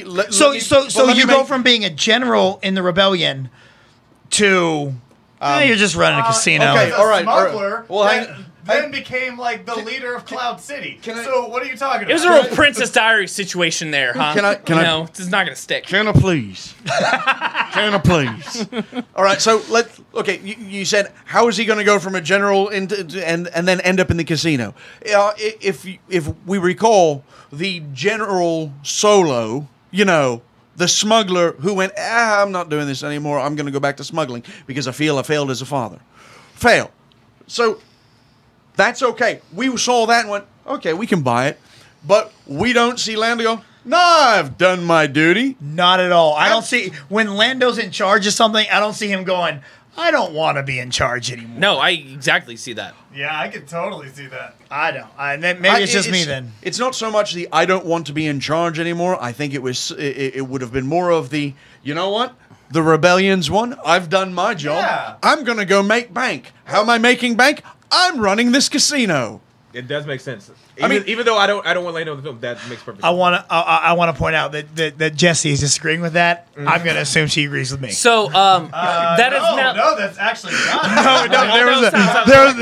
I don't know what she agrees with this. So I really want to hear what she has to say. No, we got to move on. So one of the honorable mentions of horrible moments is a lack of Lando. Just from this conversation, this has spawned. So Hux, lack of Lando, and DJ. No, just one real quick. Guys, there's one real quick. I promise. One note. I want to say this. As a writer, if you can't figure out a way to put in a central character, then why are you writing? I don't know. No. Right, why are you writing if you Let can't it find die. it? Okay, Let it so die. number 5 on our top 5 worst moments of The Last Jedi should have been lack of Lando. But now it is Captain Phasma potentially dying. So this was awful, and the reason why this made the list. Who put this in the list, by the way? Because I agreed with it. I did. I put that in. I agreed with this point, Matt, because we saw the disservice of Captain Phasma within The Force Awakens. We saw the comic series. I read the book. They built her up to be this great character who's the survivalist of this like dirty planet where they live in teepees and fight with spears, which was the importance of the spear. And so it's like, it's Brianna Tarth. They're gonna bring her. It's gonna go just go hard, and then she just dies. And potentially, and I understand why, which we've touched upon this. Rian Johnson was writing the script while the movie is being filmed. So when are we going to actually have a good Captain Phasma? Probably never. I think episode and 9. it was awful. I think she'll be back in episode 9 as like a central, like, I'm going to kill Finn character. Maybe. The only no. She kills Rose. See, here's the difference. I think the Finn and her saga is over because he bested her. Yeah.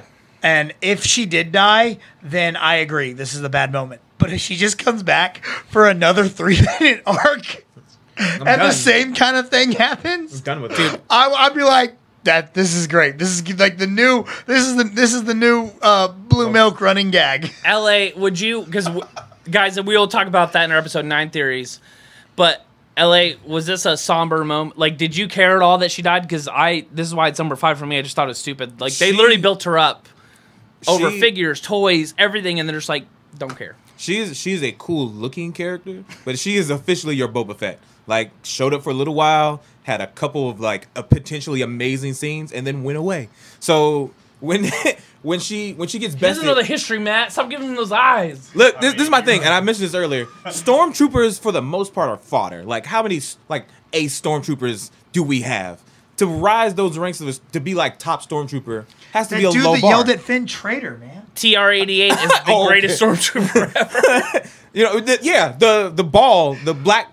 He's the best out of all the stormtroopers. He's able ball. BB-9. Yeah, Yes. BB-9. He was able to decipher find the traitors and everything. Anything that's going wrong. That should have been my honorable mentions. I have bought several BB-9E toys, and I'm very upset. Yeah, I'm that very dude was upset. barely in that movie. I bought the box lunch exclusive for Ace Chrome because I'm like, these BB-9E and BB-8 are gonna fight. Like, that's gonna happen in it. Maybe we might still get that. We don't know what's gonna happen. Maybe episode 9. That's what we need. Battle box. Jesse's saying episode 9. Completely okay with that. But my whole thing about... Of course you are. Of course I am. Phasma being gone, she doesn't need to come back.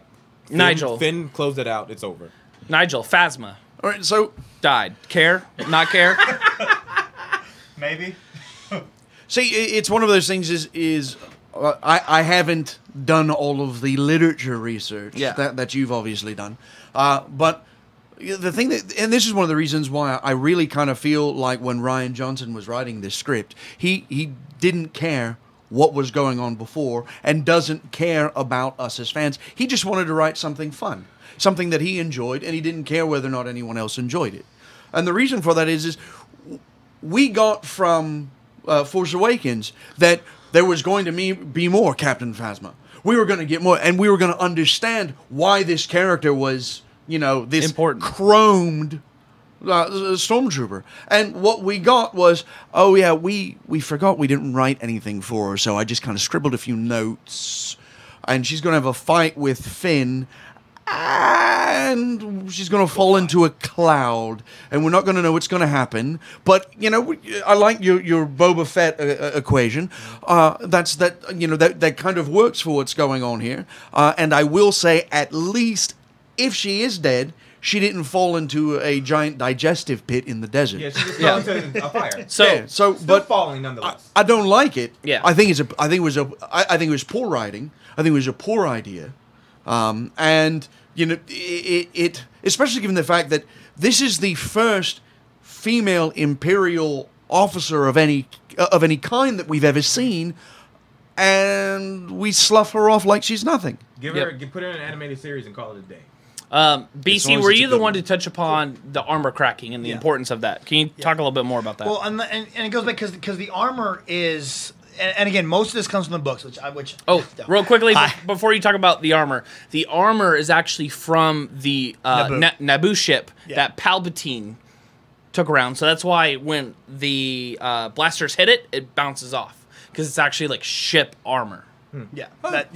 Yeah, it'd been nice to have known somewhere. Again, that's something that's something that is in the books, and Rian Johnson didn't write it. It was in the books. And again, y'all know I don't read, but books are hard.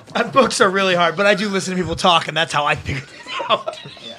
Other people read the book and told me what happened.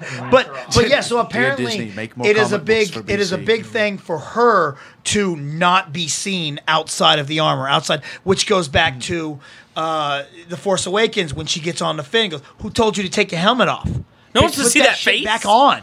You got an ugly face, kid. So the fact that it's cracked and she looks up and she sees and she shows that anger in the one eye that only Brienne Tarth can do. You're not going to use a real name. Not Gwendoline Christie. Not Gwendoline Christie.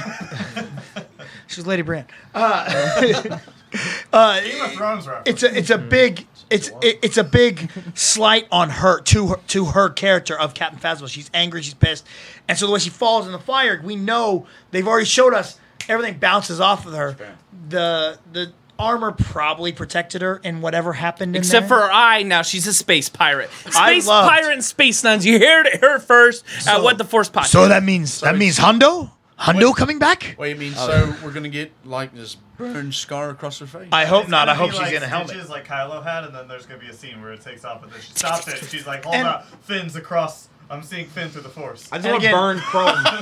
Just burn chrome all on one side. Not to say like that you're not that Rian Johnson's not paying attention. I think Rian Johnson did pay attention because if you know, like, well, he didn't care about canon or anything that happened before. I don't think that's completely true.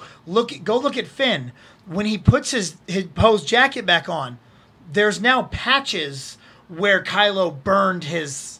Yeah. You know. Yes, patches sewn by that's character. Dameron. That's set design. That's not Rian Johnson. Again, that's the lady in the back. Things. But who picked up the jacket and goes, "This won't work." Sure, yeah, we've got that little bit of. Again, I'm just saying, there's little things like that throughout the film. You know, I'd rather you pay attention to bigger parts of continuity than pay attention to wardrobe. I know, I agree. I think there are some issues there with it. So Matt, we have more points. Finn, there was a scene that he was part of in his story arc that had to do with our number 4 and our top 5 worst, which had to do with the Space Casino. Canto Bite, which is AKA the majority of Finn and Rosa's story arc. That's when you go to the restroom at that point in the film. Yeah, this is literally the part that you, as with Christian Harry Harloff Potter said, horses. that you fast forward.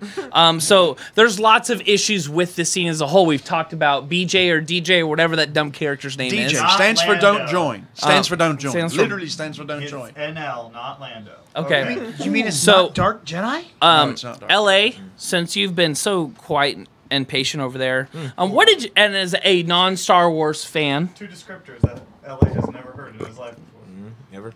What did you think of the Canto Bite and overall Finn and Rose story arc? So I'm a big Finn fan, so I do like Finn. Say that 5 times.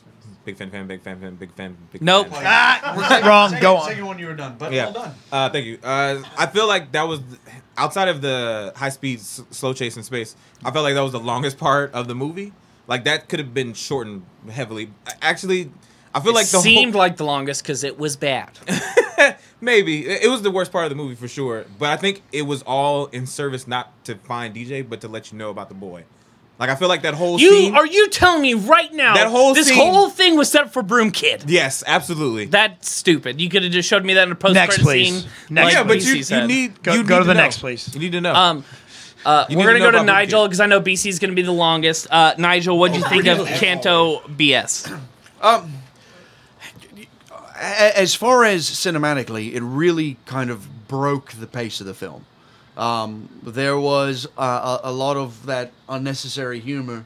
Some things, kind of fun, but at the same time, do we really need a Beastie Boys title named character complaining about parking problems in which we are going to send the police after Finn and Rose? Oh, okay, and like, why was he from like Kentucky or wherever the hell like that? It was Joseph Gordon-Levitt.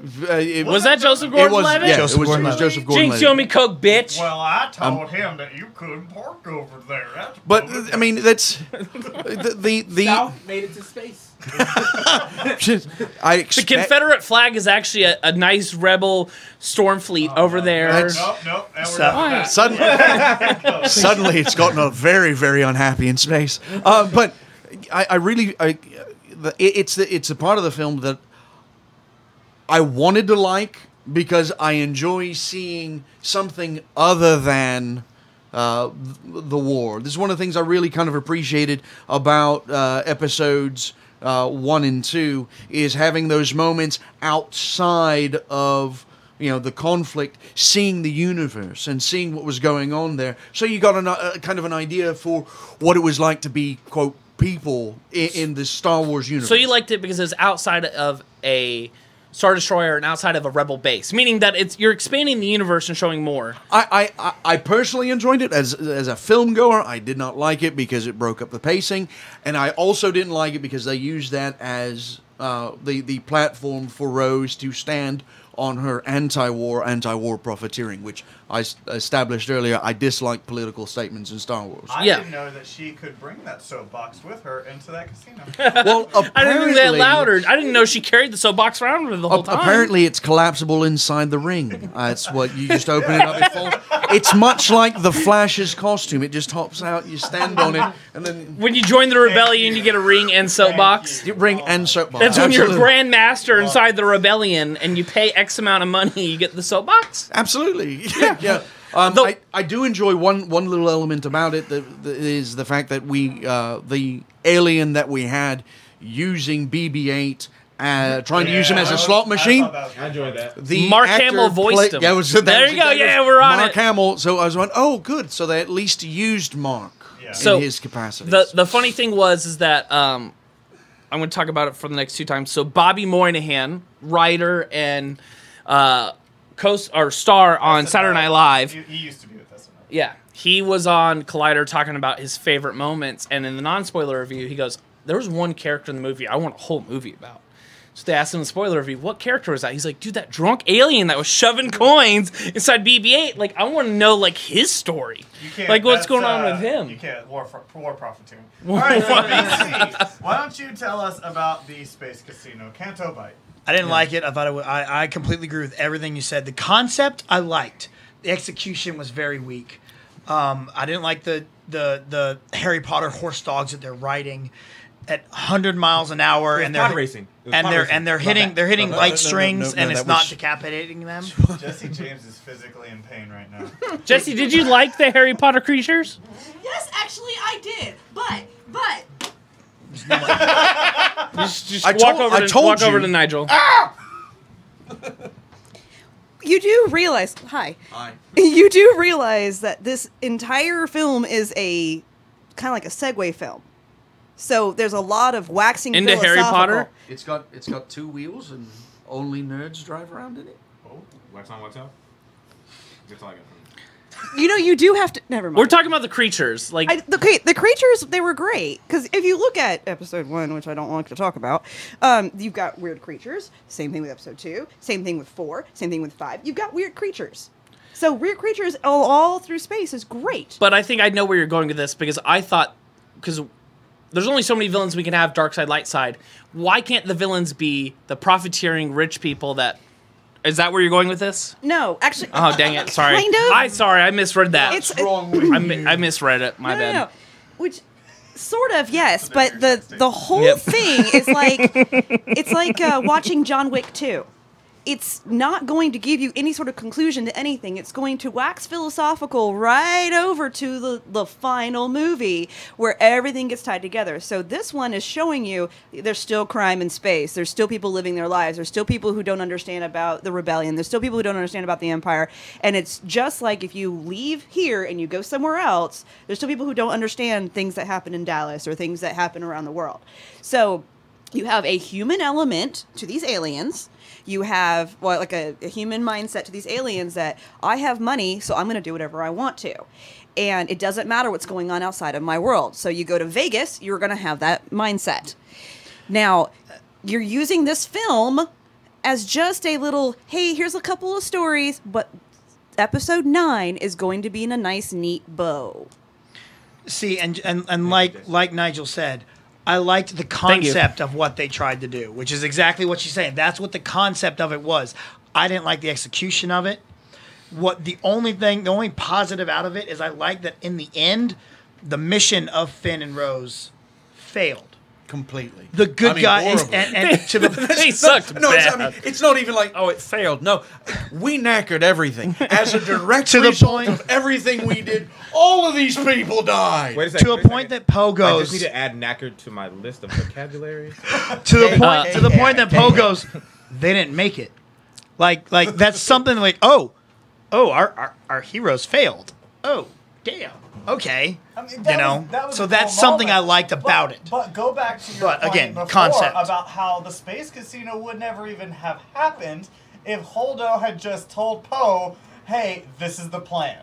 Yeah, he got demoted. Right? See, but sit down. Okay, sit your ass down. In the long run, I actually end up liking that she didn't say that because it teaches Poe, hey, you just need to have hope. That goes back to the line that Leia said. If you only believe in the sun when you can see it, you're not going to make it through the night.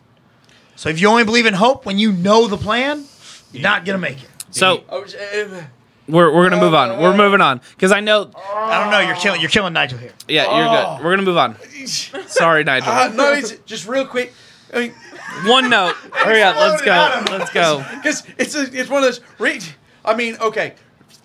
I've never been military. God bless the military for all your service. I understand that you follow a chain and commander says do something, you do it. Obviously, that's not how it's ever worked in the rebellion. But, I mean, when you take someone who is used to being in the loop, I agree. You take them out of the loop, and they're used to having hands-on, and you're not paying attention, because let's face it, Holdo wasn't paying attention. That's how all of this happened. She should have, the minute she realized, ooh, he's going to get his fingers in things, she should have been paying attention because, again, now she is complicit in the deaths caused by Poe, caused by Finn and Rose's failure. Mm-hmm. I mean, how many shuttles got destroyed? An inordinate amount. A lot. I mean, they had a full ship's complement and more on that cruiser. And that's everything on the space casino. Sorry, Nigel. That was perfect. We're about to go right back to Nigel because our number 3 complaint about The Last Jedi are... Which was actually Bobby Moynihan's favorite part of the film, which was... I thought it was my number 1. It is... This is a complaint or this is a favorite part? This is Bobby Moynihan's favorite. My hate. My number 1 hate. Yeah, this is really love, weird. hate, light, dark. It's the jokes. Yeah. Okay, so... Oh, no, wait. Sorry, I skipped one. My bad. It's a joke. So what we're going to do right now is we're going to go around, and I want us to talk about this. I don't want to go on it forever. Everyone tell me what joke for you did not land. We're blazing through this. Oh, for me, it was the whole, like, call thing whenever, right at the beginning, whenever he... whenever Poe's talking to Hux, I did not like that at all. Mine was... I'll hold. Mine was a lightsaber behind the back. I almost walked out of the film. I literally got up out of the movie, went to the bathroom and said, I got to go back. I got to finish this film. Went back and I finished it. Second time, it didn't bother me as much, but the joke never landed, and neither did the shirtless Kylo Ren. That was supposed to be a joke. I think that was definitely a joke. That was a joke? When she goes, can you put on a shirt? Can you put on a shirt? You know, I just thought it was like hey, you're going to catch these people at inopportune times. Like, no, it's supposed to be a joke. Nigel, what was your jokes that did not land? Because the humor in this... I mean, first of all, I like I said earlier, Star Wars is a space opera. It's a melodrama. You know, there is supposed to be humor. Like in life, there's humor all the time. But we're not I almost used your favorite word. This isn't a comedy. This is really a serious film. You know, people or characters we've been attached to our entire lives. Literally my entire life. We run the risk of losing. So, to crack jokes every time you have a chance to crack jokes just proves to me why Saturday Night Live's Bobby Moynihan and Saturday Night Live has been rubbish for the past 20 years. Right? It's been complete trash. Well done, you're a moron. And if you want to find me at Nigel Rabbit, I'll be happy to see you. And call you rubbish. Call you rubbish. And You'll like be it. lucky if you walk away, you git. So this is the way the thing that most, because I was right with you. The minute he threw the lightsaber over his shoulder, I was like, that was really very. He could have even handed it back to her and just said no. Yeah, and just handed it back. You know what I mean? Actually, that was one of my first thoughts. That's disrespectful. And that's not anything like Luke Skywalker. I don't care what you say to do that. Well, that's not Luke. But the one that really and truly got me, the one that really offended me, was when he sat Rey down to try and teach her. And he said, reach out, and she puts her hand out. That was great. I love it. And he rolls his eyes, and I'm okay with him rolling his eyes. That's fine. And so he goes, all right, fuck with her, and starts playing with her. Yeah, and she's, oh, I feel it. That one actually didn't hit me as hard because other ones I thought were so bad. I was like, this is just a funny Miyagi moment.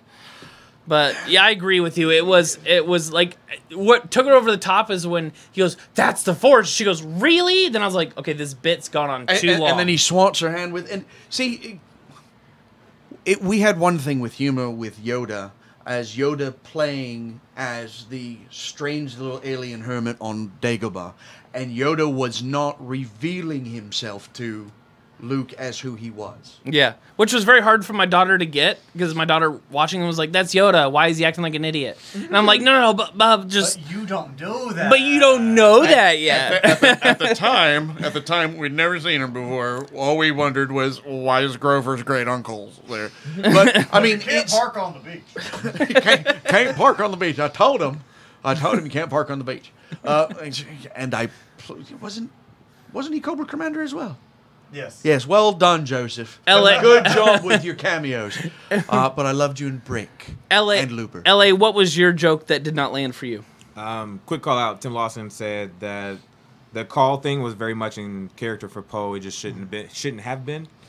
For me, honestly, I liked every joke. There wasn't anything that I didn't giggle at. The lightsaber flicked across the thing. I was like, oh, that's a broken man. That's a broken man, and he does not want to have any part of this. The tickle in the nose thing and the slapping, loved every minute of it. Again, I'm not into it the same way you guys are, right? So I watch it more as just a movie I'm enjoying. So I didn't have that face when anything happened. Enhance, Ben. Can you enhance? I didn't have that face. Don't enhance. Okay, well let's find out why. BC, what do you have to say? I hate that I'm about to say this, but I side with LA. Holy! This has never happened. This is a phenomenal moment, guys. I enjoyed 97% of the comedy. I thought the first time I watched it, it was jarring to me, yes, and I walked out going, it felt more like a Marvel movie. But watching it the second time, it didn't take me out of the film as much anymore. I was more on it. The only jokes that I did not like was when DJ comes around the corner and BB-8 had tied up all these guards and was spitting coins at them and put gags in their mouth, and then BB-8 running the walker. I didn't like that Just stuff. didn't like BB-8 in this movie. No, I liked Wait, I liked it at the beginning with the poke, trying to. Yeah, sure. That was fine. Yeah. Putting his head in the damn thing, that was fine. Putting the trash can over him and him running into things didn't bother me. Wait, Starbird Gaming. Todd, is that you? No. No? Well, they just had something really funny. They said, "Why can't be the villains? Why can't the villains be Gungans from the Phantom Menace? They should be. They were originally set up to be that way." Sorry, Supposedly. interacting with the fans. I But thought it was again, great. like I'm saying, I hate that was my face was, oh my God, I'm about to agree with L.A. First time. All right. This is WTF history right here. Well, let's see if we all agree on this one. The number 2 worst moment, according to our list, is, and this is according to you, your number 1 worst moment and Bobby Moynihan's favorite moment. That is Leia doing her best Mary Poppins. Mm-hmm. LA, what did you think about this? I wanted to hear from you since this me? The worst? I want to go last. Okay. All right. Well, you know what? Yeah, go ahead. Sorry, Sure. Sorry, I'm just phased right now. Like, BC, since he hadn't been first in a while, but yeah. That's because he goes the longest.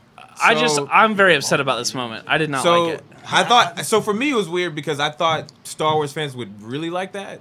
Just because I think for the longest time we didn't know like how powerful Leia was with the Force or how she could use it. Shut up, LA. I thought that was a moment that everybody would like. I would have preferred her to just be dead. Yeah, we all want her to be dead. Yeah, no. I was like, oh, that's how she leaves the film. I really thought that's where she again. And I would have been like, that would have been yeah. a beautiful moment. And I was like, that is earned and I was believed. like, okay, well, and that would have been a real tearjerker. And then she did like that. I was like, nah, they're not. And she woke up and I was like, oh, okay, they're going there. All right, cool. I liked that she used the Force. I didn't. Again, concept. I liked the concept. Bad execution. The Mary Poppins float. I didn't like that too much. I also didn't like that in that same scene, or like right after that scene, they're like Leia's in a coma. Akbar is dead, and they just move on. I'm like, what? You just blow right over Akbar being dead. Right. And also, I don't know if anyone else picked it up, but did you pick up the ship's name? It's a Radis. Yes, the Radis, named after General Radis from. Who was my favorite character from Rogue One. That dude's just like, let's go to war. Let's go fight now. Get your shit. So again, sidebar there. No, but brilliant. Yeah, I didn't. I was not a fan of how they shot it.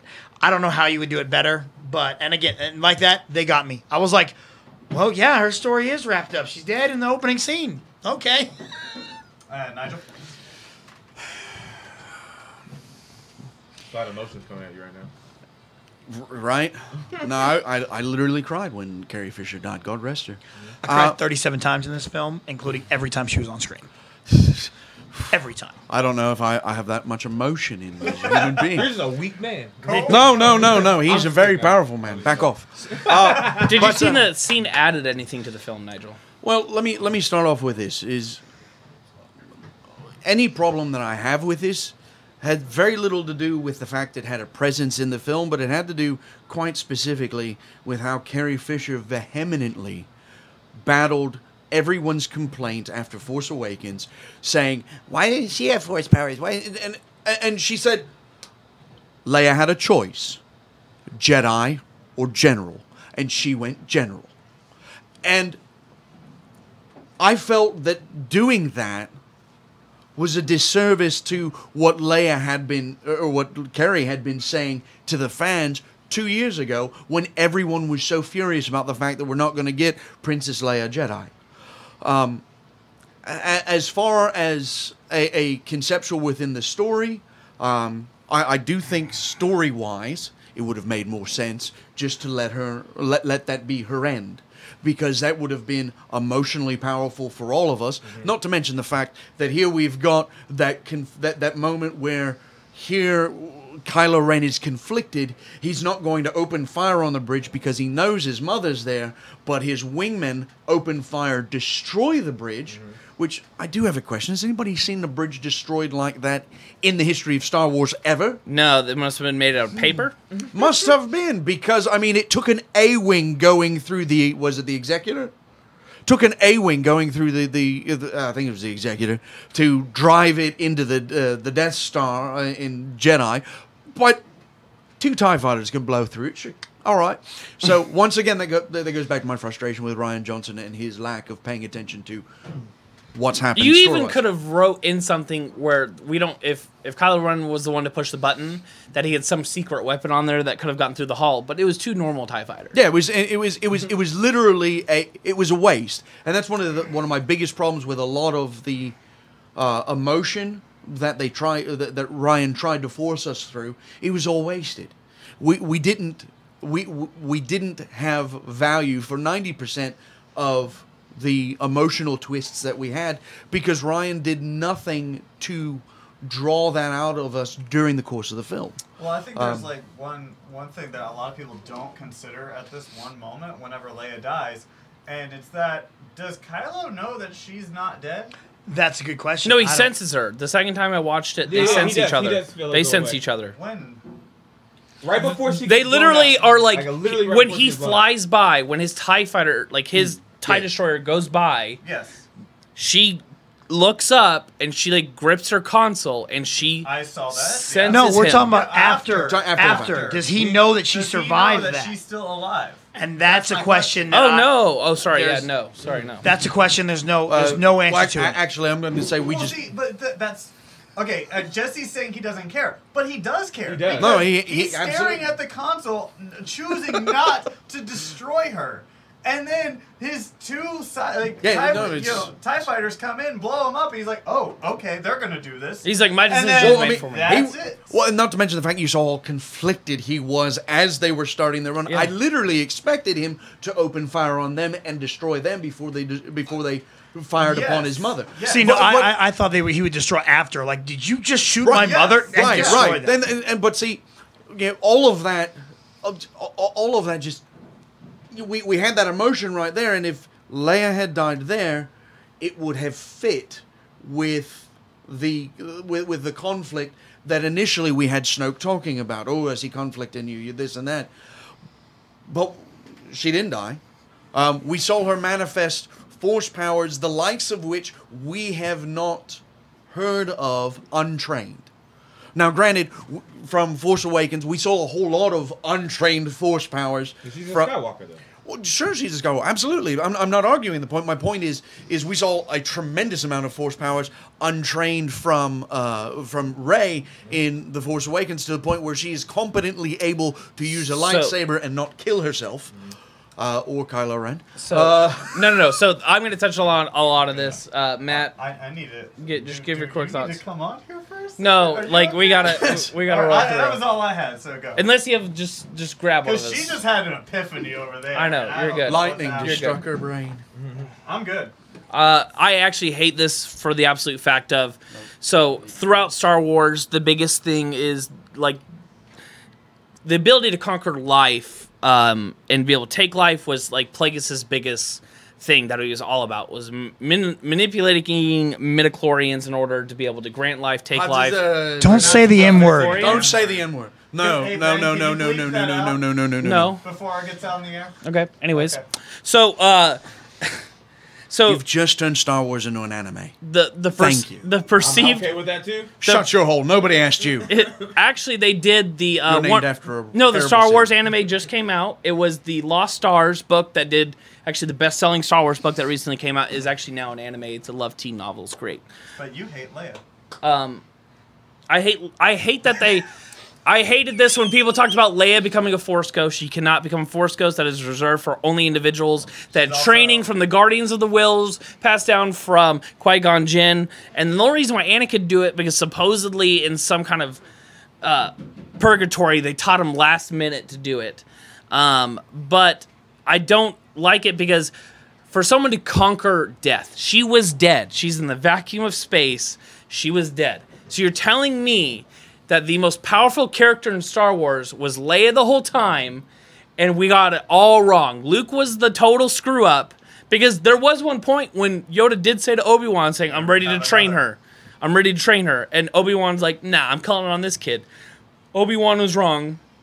Leia was the most powerful the whole time. That's what you're telling me about that scene. When ready? Are you talking about in outside the film continuity? Where Yes. Yoda said, okay. Yeah. Yoda. No, that never happened. Yeah. He just said that there was another. Right, yes, there is another. And no, in the comics, Oh. Yoda said, I'm ready to train Leia. Like, I feel like she's at a point to be trained. And he goes, no, you're going to train Luke. Like, that was pointed out. And so, basically, Obi-Wan screwed this whole thing up and Leia was it. That's why I hate this whole scene. Like, we can see her using force powers. I don't have a problem with that. She's a Skywalker. She's got the bloodline. I'm sure she can move some rocks or some shit, right? But, like, literally to be brought back from life, that was, for me, it crossed the line of, like, You're literally just shit on every Jedi ever. This one person that's never been Force trained ever literally brought herself back to life. So Rian Johnson Yep. did not pay attention to Star Wars. So he's a brilliant writer and does great dialogue. I love Brick. If you've not seen Brick, go watch it. It justifies everything Rian Johnson will ever do except Star Wars. So except Star Wars. Clearly, Nigel loves Rian Johnson. So let's go with our number one. I do. He's a great worst director. moment of Last Jedi. And this is something we've already touched on a lot in the previous segment. If you guys on our previous segment, this was our number 4 favorite moment. Yes.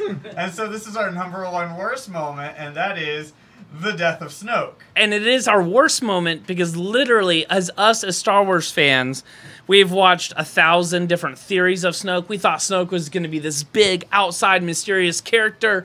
Is he Plagueis? Is he this? And just like BC said, The Rock came in and said, it doesn't matter who Snoke is. That would have been an awesome moment if Dwayne Johnson would have come out. It doesn't matter who he is. Oh, I'm editing. No, I'm editing this in later on, just so you guys know. Yeah. I'm editing this in where The Rock says this. So, as I don't, BC, what do you think about the death of Snoke? Because I thought this was such a ball busting, just shut up fans, shut up you nerds. Should ask BC this question. I'm going to ask it. It doesn't matter. He doesn't matter. Race parents don't matter. None of it. Yep. Well, according to Hasbro, it was race fine. I parents loved matter. it. I had no problem with it. I thought it was great. It caught me off guard. I was like, I want to see either Kylo with the Knights of Ren in the next one, or Kylo with an apprentice now, as he is the most powerful guy now. Rian Johnson writing. Hashtag Rian Johnson writing. Well, this one will be JJ writing because he just turned in his. No, Rian Johnson's written both. No. JJ just turned in his treatment for episode 9. But who had the original treatment though? I thought it was Rian. It is JJ. Ryan said he didn't want anything to do with 9. That's why they gave him his own trilogy. Okay. well Please tell me his trilogy is Snoke. His trilogy is characters we've never met, don't know anything about, another side of the galaxy. yeah. Broom Boy. See, here's No, we've met Broom Boy. That's kind of what I thought it was going to be. But the thing, though, is when we talked about the casino, right? We talked about how they could have shortened up all of Finn's parts. So what do you add if you're going to still have a 2.5-hour movie? You add more points about Snoke. You add more for you to understand why he's a big deal, why he has that strength that he has. So you want to know why he's a big deal? It doesn't matter why he's a big deal. Nope. Oh, that's like It the does, worst rock though. imagination. He's dead. It doesn't matter. It doesn't It matter. mattered to me, BC. Let It go, mattered let to it me. die. How did he get Let that it way? go. Why did he look like Let a it dick? go. Why did he look like a dick-flavored popsicle with curly eyebrows? I want to know, BC. I want to know. The guy looked like a dick-flavored popsicle. Have you ever seen one? Looks just like it. I've never seen. Got it out of a dude's pocket. You don't reach in my pocket and get some change? That's who Snoke is. He's the pervert from Family Guy. Pervert. Okay. You want to reach right in my LA, I know pocket? your thoughts on this. I enjoyed every minute of it. Okay. Fuck you, LA. All right. You're gonna tell me there's two outta things here. that me and LA agree on. All right, Nigel. Clearly a historic moment in WTF. Well, I already told you guys how stupid you were for liking this moment in our last segment. That's why we said you were getting a little ahead of yourself. What can I say? I'm ahead of my time. But for me, it simply boils down to the fact that we had all of this build-up from the previous film. We had all this mystery and all of this. Oh, what is it? And then not only do we meet him, and I was honestly expecting to meet to meet Snoke, and Snoke not look anything like the projection that we were seeing, because I was feeling it was misdirection. As a matter of fact, a small part of me, as things were starting to show leanings of Luke to maybe heading towards the dark side, part of me was wondering if maybe Luke had turned to the dark side and Luke was actually Snoke. And that was something I actually, believe it or not, as much as I love Luke Skywalker and grew up idolizing him as a child, I really would have been much better with that than what transpired during the course of the rest of the I film. think you're a liar. You can think that all you want, my cafe latte friend. It would have tested your faith in Star Wars, and you would. Oh no, I would have cried. I would have cried. Cracked. However, it was I think it was Timothy Zahn's Heir to the Empire series that had Luke Skywalker turn to the dark side, and that was an element of Star Wars that had already been approached and dealt with in some levels, and I think fans could have handled that rather well. All right, well, that was it for our worst moments. So let's. I think that at this point we already know how each of us feels about the movies, or at least for Episode 8. So let's talk about where we think Episode 9 is going to go, the finale of the entire trilogy. These are our top 5 predictions. So let's go ahead and let's pick up some honorable mentions real quick. You have to believe that Obi-Wan's going to be in this one, right? Or Obi-Wan and Luke as Force Ghosts in Episode 9. Luke Force Ghosts for sure. I don't think they are. Porks are totally going to come back for Episode 9. Todd, one of our guests that's been sitting on the show. Todd, do you have any honorable mentions for theories for Episode 9? I like Broom Boy. You like Broom Boy? Thank you. Another one frame for the Broom Boy. It's all, we're all about. Oh, dude, I'm Team Broom. People. Oh, Broom three Kid. fan. All right. I'm Team Broom Kid. I'm Team Broom Kid too. No. I love Broom Kid. I want to see him like just as a bad like. So, do you I want think to have that that broom Obi-Wan to is going to come back as a Force Ghost? Well, No. duh. That's like No. saying, will there be a crawl? Yeah. That's, No, yeah, I actually completely disagree. I think the only Force Ghost we will see is Luke. That's it. I don't because I was all on board with Obi-Wan. Obi-Wan was going to be in this one as a Force Ghost. I did not think it was going to be Yoda. I thought it would be, Then which why is something Did we you didn't also talk think about he at was all. going to come out of the tree? I totally thought he was going to come out. I Of the tree. When he ju- stopped at the tree, Then I why thought did they that why Obi-Wan did they was use gonna come Ewan McGregor so much? That's my question. I don't know why they haven't. Because he was on set. He did a bunch of stuff for them. I know. I Hit the No cover idea. floor, yes. So real quickly before we move into our top list, Santa came early, and what we did is we have some gifts for everyone watching. Yep, go and grab them, Jesse. Bring them over here. So what we're gonna do is we go through these top theories. We have some toys to give away, some Star Wars toys. So if you stuck around, If you stuck around, that's what we do. Is we save the toys for the people that matter. Are there pops in there? Yeah. Yes. I see some. Are there like there's No, that's good. These ones are just fine. These ones are fine. Yep. So the ones that we're gonna be giving away. I call dibs.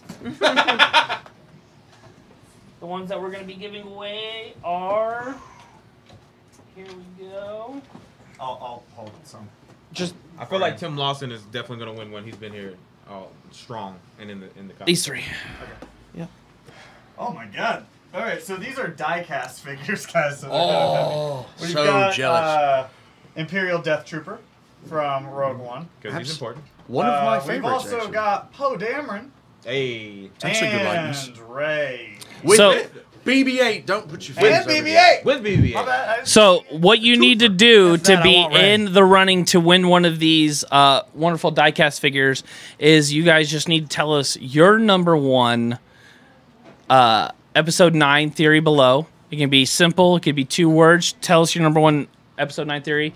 I need to see a share and a like from you.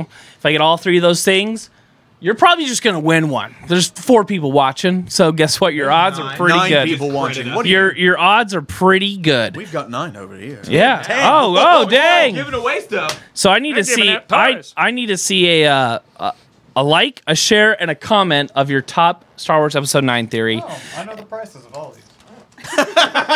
Yeah, the back's on them. It's not a mystery. Just for the record, I might stab someone to get my hands on the Death Trooper. Or you could just Well, share and- you know what? You could just comment, like it, and share it, and you can do all that. Guys, I method. think he's commented a lot. No, you're good. all, Yeah, Jess all is on it. all I do is comment. Yeah, you're I mean, good. literally, that's all I do. Go watch me in wrestling. All I'm doing is standing ringside commenting. Okay. Yeah, but you He's a make those professional. wrestlers. So we're going to go through these kind of quick because we're at our 2-hour mark, which we appreciate everyone that's been watching with us. Todd's been over there like a trooper. No chair, nothing. Just been over there, just holding down the fort. Some pure adrenaline. Yeah. He's like engrossed in this entire thing. Yep. Ben's over there just wanting to kill us all. That is absolutely accurate. Ben, don't say He vowed to anything. me, we need this to end. Ben, don't say gosh darn thing. I'll blur your face. So what we're going to do is we're going to start with the top 5 theories for episode 9. Kevin. Shut up, LA. Binks I was in the middle of a gosh darn intro. What did Kevin say that's so important? Something He about said Jar Jar Binks. Binks takes over the First Order. All right, thank you, Kevin. So number 5 is going to be Phasma is our new Boba Fett. And when we say that she's coming back, maybe cyborg parts, maybe not. Bro, I already said it. She's coming back. She's always going to be there. It's like, who said the gag with blue milk? Yeah. Yeah, BC called it. BC, what do you think about this dude, theory? No, she's gonna kill Rose. You want that? She is straight up gonna kill Rose because she hates Finn. Yeah. She hates Finn. She called him rebel. Oh. And the whole rebel scum Since- thing. And It's gonna be hard to do when you're and dead. so you've introduced Rose to be his love interest. She is going to kill her. Kill her. No, I don't know about love. quick- She wants some, Well- Finn wants some of that Ray. Yeah, well, Finn yeah, wants that but Rose. Boom. Here's the Ray, thing: Ray. Finn has been friend zoned by Ray, and now Rose is going to be friend zoned by Finn. No. He's not been friend zoned. Do you think Ray wants some of that Kylo? I No, think Ray wants some of that Kylo. Ray going to try and holler at Poe. It's going to be Ray and Poe. Poe's gay. No. Bro, why are you shipping? No. Poe's gay. They're not going to do that to his character. Oh, They did boy. not make a LGBT character in Star Wars just to have some girl love. Like, no. Wait, what? Poe is says homosexual. Poe's gay. Oh, that kind of fits his character. Okay, all right. Yeah. I Also, don't have anything against him. Just like, where are we getting this from? his comic. Oh, okay. That's not- All right. Oh, so he probably likes Finn. So they have established in continuity. It's not just fans being jackasses. Which, Yeah. by the way, most of you Wait. fans who go, "Oh, let's do this," jackasses, all of you. Also, did you see how he grabbed Finn when he was leaking? Like, he just wanted to plug his hole really bad. Nice. Also, look. but no. Also, a side I note. think it's Poe and Kylo. I No, really I think it's joke. Poe and I Kylo. joke about the Captain Phasma coming back. I don't think it's actually happening. I think it's done. I think she's done. I think Finn cracking her in the face and her falling down. Yeah. I think that was the end of their arc. Also, interesting side note: Hux and Phasma were hooking up. We found that out in one of the books. Okay, interesting. Yeah. Interesting. Just as Didn't realize that Hux knew what to do with the only equipment not issued to him by the Empire. But well done. Well done. He couldn't even pull that gun fast out enough, right, to kill Kylo. You think he could have pulled that out a little bit faster? Tim Lawson thinks the Resistance loses, which would be a very interesting. Yeah. I'm okay with that. Any more thoughts on Boba Fett, Captain Phasma? Because I want to move on. I mean, I think Something That is there. backhanded question. Like, anybody have thoughts? Because I don't want to move on. I really think that I really feel that they haven't done Phasma any justice in this last film. I agree. I really do think that BC may be right. I think that it's just, I hate to say it, this is kind of George Lucas storytelling. Only Rian Johnson did it. They're in cahoots. I wouldn't be surprised. There's Gungans in episode 9. No, that would be Abrams apparently now in cahoots. Jesse James in his comments trying to get these toys though. I want y'all to. Who is understand. that? Jesse James is trying to get these toys. She's So- in here just working it out. She got a dozen comments. So number 4 is, and this one I'm really excited about. We talked about Broom Kid, but I'm talking about a large scale. So one thing that I've always loved is I love the Old Republic. What Broom Kid represents is what we're talking about. Oh Yes. Yeah, so I love the Old Republic because I love to see large masses of Sith and Jedi like forces battle, like huge battlefield of Force wielders. That's what gets me up in the morning every single day. So hopefully we'll see like a small group, like maybe 7, Knights of Ren, and like 7 good, Force wielders, Broom Kid included in there. Yep. And I just want to see more than just 2 people hacking at it. I want to see like a good number of Force wielders, like, him throwing a rock at her and then she spins it around her head and blasts that guy in the face. Avatar. So yeah, that's exactly what I want. Yeah. I going want to around see a picking up- large number of Force wielders. Does anyone agree with Core me? Avatar. Does anyone else agree with me? on this? I want to see that too. I would like to see a group of Jedi take on the Knights of Ren. However, I don't think that's going to happen. Do you think it'll just be Rey? No, I think it's just going to be Rey. But we don't know the time period. They could fast forward it 10 and again, years. and I don't. See, the problem is I don't think. I'm sorry to interrupt.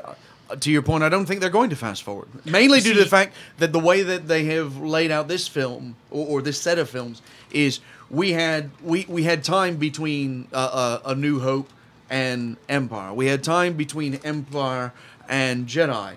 We had time between And the prequels. Phantom. We had time in between each of the prequels. For God's sake, we had a whole bloody war between 2 and 3. But we almost quite literally went, 2 weeks later, when we finished Force Awakens, and we come to Last Jedi. I would love to see it. I really would, because, like you, I love the concept of an Old Republic. I can't wait till someone starts doing. I thought Old Rian Republic. Johnson's new trilogy was going to be that, and then he ruined that for me too. And he goes, "It's not." Well, Actually, he said it's not going to be an adaptation of the Old Republic. He did not say it's not going to be a new It's not version of gonna the be. Old I Republic. mean, I would But personally like to see, the Sith wizards. Yeah, That I would be- think they are going to jump ahead. Not enough to have lightsaber fighting Jedis to help Rey. I think they're going to go 5-6 years. The Resistance is going to be built back up. They're going to have people in the Resistance due to the legend of Luke Skywalker taking on the First Order by himself, and the crawl is going to open with General Leia has passed, because that's the only way you can explain her not being there. I want a funeral scene with them taking the dice and putting it on their grave. Well, they didn't Well, have they the dice. can't. No, because they were Oh, they forced did. to- No, They're they forced didn't. dice. No, they don't. No, it they was were. the Force. Oh, the dice wasn't real either. No. Did you, Luke LA, has that. LA, did you watch the movie? Well, I thought the dice was real. I thought he was strong enough to take So it. when they disappeared, did you think that was a Teletubby trick? Yeah, Kylo picked up the dice and they disappeared. Oh, okay. I don't remember that. And the other side. I've only of seen that- it once, guys. I've only seen it once. Fair. The other side of that is the dice are still with Luke, and who knows But he where. evaporated. So what? They're just going to Let's not. They're talk not going about back that there. horrible idea. Anyway, so number 3 of top things that are gonna predictions for episode 9 is death. I want to go around the room as I have my own list of people I think are gonna die. Matt, who is one of your top death predictions for episode 9? Oh, I'm sorry. I don't think I've said this enough. Rose is dying. Captain Phasma's gonna kill her. And then Phasma's gonna die because Finn's pissed. No, Phasma's dead. I think the Millennium Falcon is going to You shut your mouth. is going to be blown up. I think this is a part of we're going to let old things die and we're going to move on. I think the Millennium Falcon is done this next film. I don't want it to be. That's my prediction. Nigel, what is your prediction of a possible death for this next film? Well, I mean, I hate to be insensitive, but I think we all can be in agreement that Princess Leia Organa is not. Yeah. She's. Yeah. I mean, that goes without saying. The question of how, because I've heard that they have already filmed scenes for Episode 9 with Leia. I think the scroll is and dead. the family Yeah, no, I think that's- and the family rejected a full CGI Leia because they obviously said we have the technology to rebuild her, and they We are Disney. and can they do and it the all. family rejected it, so they know we can't. Well- they can't complete it. Right. And the frightening part about this is I never thought that I would feel bad about saying this, but I really think we're probably going to lose one of the 2 iconic droids. And to accentuate my point, one of these 2. I think it's going to be an R2 because I think it's that would be the one that would affects us the most. Actually, I no. hate you I honestly feel that it's going to be C-3PO. I would see and 3PO and I think that 3PO will affect us more than anybody realizes because we all find 3PO to be annoying, but he has always been that constant character. He's always been there. He's always tried to help. He has always attempted to do good. You think we're gonna lose both? 'Cause We now you we get may one we without the may, other. we may very well lose, but well, I mean, Let's get them how we got them. Let's get them in an escape pod blowing up because they were in an escape pod going Tatooine. Let's have them like them guys almost up. hit Jakku and just be like, Rose just hits them and Rose just bumps it and just right into the sun. yeah. It's because we love each other. Who's nine noob? Who's that? Tim 9. Lawson says 9 noob is gonna bite it. In Return of the Jedi, Neem Nub. is it Neem Nub? Neem Nub. Neem It's Lando's co-pilot in the Millennium Falcon. That laughs one like with the ears. does it. Yeah, I got it. Ellie, who do you think's gonna die? 9, not Neem. I could actually see Poe dying. Like I could feel like That's- we had a heroic moment, What? like almost a heroic sacrifice It's a from bold Finn. move, Cotton. Thank you. I could see Thank you. Nice dodgeball. Nice dodgeball. I love reference. dodgeball so much. The reason I say that is because he saw heroic sacrifice happen with what's her name? Hodor. Hodor killed himself. Hold on. He saw what that looks like. He saw what it looks like to be a leader. I could see that virtually happening again, like him either staying behind to save somebody, him closing the door to make sure somebody else doesn't die. Like I could see him giving a heroic sacrifice because he knows now what that looks like, what that means. Which there is some precedent to this. Thank you. I had well, reference no, with that. Poe was supposed to die in the first film, so there is. Really? Yeah, it was written in the first Validity. film that JJ wrote Poe to die in the first film. I and they wrote it out. absolutely hate this, but once again, I'm agreeing with LA. And I was going to say Poe's going to bite it because he was not going to make it out of that crash in the first film, but then they liked him so much they wrote him back in. And Because he's supposed to be the staple of, like, the reason why they keep fighting. Our greatest fighter had just died, so we're going to keep fighting, and he's our inspiration. I mean, obviously, I'm going to say the obvious of who's actually going to die, and it's going to be Kylo Ren. No, I agree. So I agree with that one as well. That's a good point. I don't know. See, the thing though about Poe is that without Leia, without Holdo, he's going to be the guy running the Resistance. It's not like or another theme of the movie goes back to DJ, who everyone seemed to hate except for me. I don't hate him. Don't join. Is what pushed Finn to finally officially join the whole thing. Finn was all about Rey. I don't care about this. I don't care about this. Rey. Until that moment when he was like, look, they blow you up today, you blow them up tomorrow. That doesn't elevate him to a and position Finn of power, and though. Finn goes, that's wrong, and he goes, well, maybe it is. And that's what pushed Finn to make a decision to join. Sure. He went to almost sacrifice himself For the Resistance. for the Resistance. It's gonna push him in. He learned how to pilot, kind of. You know, they played around with that. There's like, oh, he's learning how to pilot. He's gonna become. They play around the idea of like, oh, like you're believed to be a Resistance hero. Poe's gonna bite it. It's gonna push him into that position Finn's of gonna power. step. I like that. Again, moving years forward, giving him experience. I like that. I like that, but as far as leadership in the I guess it's what now, a rebellion, no longer a resistance. I think it's still a Resistance. Well, they referred to it as rebellion at the end of the film. Yeah, they did. Maybe it is. Because Yeah, did you watch the film? no Republic.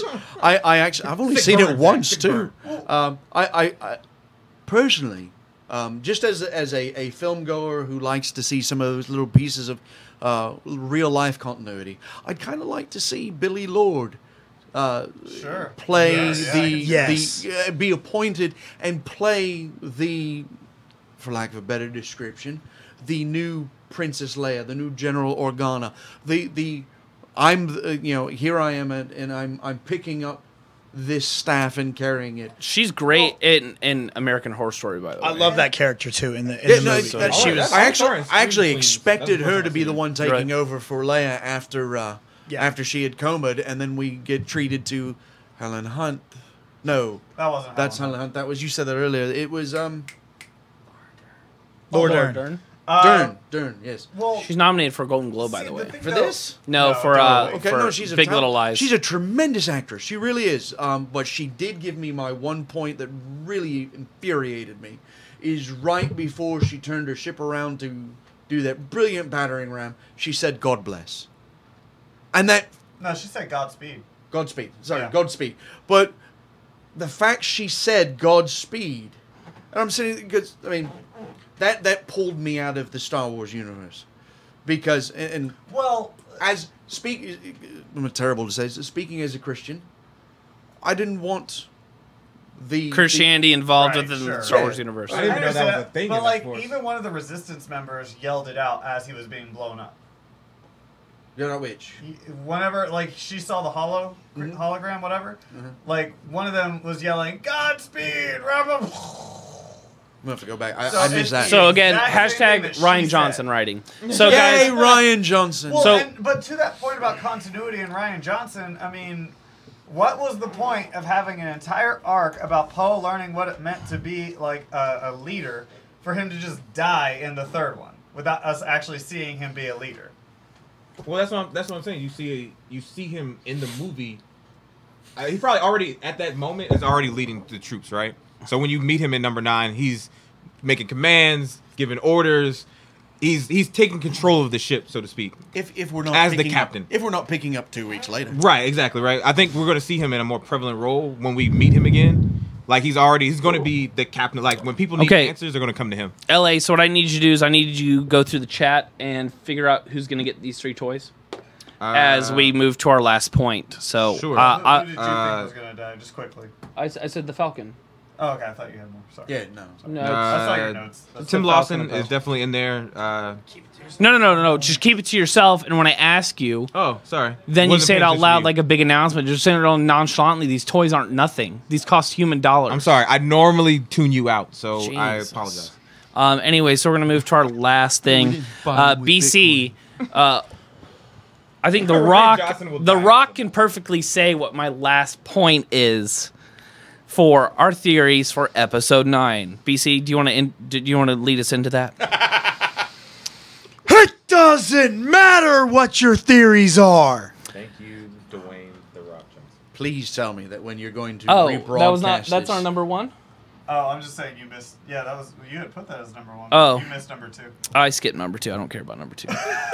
Well, what was number 2? Number 2 was Kylo and Rey will have the number 1 lightsaber battle in Star Wars history. Let's move on. There will be actual lightsaber on lightsaber battle. In the next one, guys. Guys, I want to skip over it because I do want to talk about this because I think this is a bigger point. I want to. We need to wrap it up now. Yeah, we've been here for 2 hours. So it's been 15 minutes. It doesn't matter what we think, guys. Guys, it doesn't matter what we think. This was proven to us through Luke throwing the lightsaber behind his head. This was proven to us with Snoke getting chopped in half. It was decided by not telling us who Rey's parents are. All this stuff, guys. It doesn't matter what we think because they're going to tell the story they want to tell. Disney will do what they want to do, guys. Fans don't matter. Fans don't matter. Guess what? All the whole list we said of things we want to see, it doesn't matter. Rose is still going to die. I mean, Nigel, what do you think about Disney shitting on us? You know, the funny thing is I don't really feel that it is Disney. I'm super jaded. Guys, I have no idea how jaded I am. I really don't think that it's Disney. I really don't. That's because Disney has worked so very hard to make sure that they have done everything they can to keep fans happy. I don't think this is Disney's fault. And I hate saying this because as a writer, as a director, I'm very fond of Rian Johnson. But I really think that it boils down to Rian Johnson didn't want to pay attention to continuity. Jesse, what was that motion you just made just now? She's afraid Rian Johnson is going to show up at my house because I'm posting on Twitter all the time that he can come to my house if he's got problems with anything I have to say to him. Rian Johnson don't care about you. She keeps doing this motion in which she inserts a cylinder in her mouth. Is that a cylinder? Is that a Pringles can? Cucumber? Is it a cucumber? He'll eat Rian Johnson's cucumber? You know, here's the best part about this is the couch in the game room is comfortable. But I mean, really, for Rian Johnson.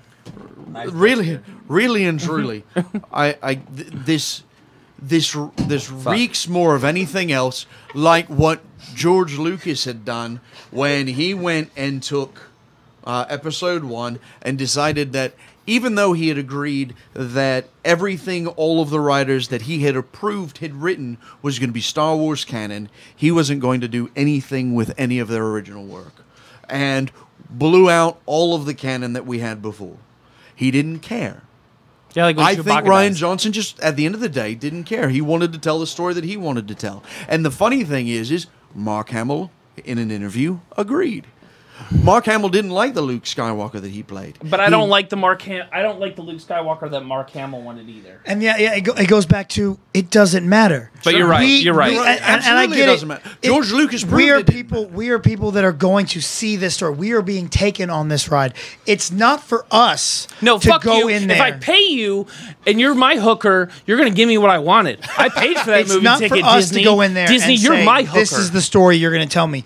It's for I paid for Reach Around. I'll this it. person to tell you Sorry, the next chapter. And I I'm done with this don't conversation. I'm disagree very with upset you, about BC. this. But my caveat to that response is, but if you're not paying attention to the previous story and you start telling your own story with no love, no tie, no continuity, no similar thread, then you completely go astray, and you lose fans. And this is what I mean. Let's be honest. This is the reason why Lucas had to sell Disney, because nobody thought George Lucas could tell a story anymore. But yeah, I mean, I don't know if we're losing fans because again, one of the highest openings of all time, It's one of the highest. It's one of the highest openings. I will of be all interested time to see what this weekend does.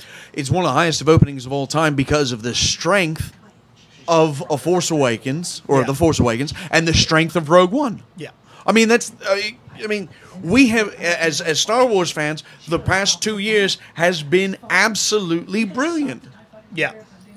So, well, guys, I want to thank everybody for being here and watching and being part of this. Why doesn't she have a event. microphone? Because we only have a limited amount, Nigel. We barely let you on the show tonight. Maybe you should. I just want to point out. I just want to point out one thing, that Zach was almost well behaved throughout the entire thing, and the thing that broke him was dropping his phone. that was the thing. That was the straw that broke Camel's back. Is his phone dropping? He busted out the FUCK. To everybody who was here watching, to everybody that LA, who won the toys? Okay. I like how Matt was like, I'm just gonna take these home. I'm gonna close the show out. I mean, no, I don't. I was just gonna mention at one point we're gonna let you know who wins off camera if you're not gonna say him. So. Oh, okay, cool. Tim Lawson, Kevin Alec, and Jesse James. All right, awesome. Jesse James. So since Jesse James is here, come over here in the camera. Yeah, go ahead and pick your toy. Which one would you like? The other two winners go and I know post which one right you now. want. No, what one do you want? He wants you the pick. Death Trooper. I know he wants the Death Trooper. Because I have a Kevin hoodie Alec for and the Tim Death Lawson, Trooper. please post in there which one you want. send us. All right. Well, don't, Send the Dweeb. Send the say Dweeb right. Factory a message on Facebook, and we'll find a way to get in touch with you. That's Yep. right. That'll work too. Guys, let's go ahead and go around the horn. Where can they find you over to our panel? whore? Horn? I did. I'm not Zach. Okay.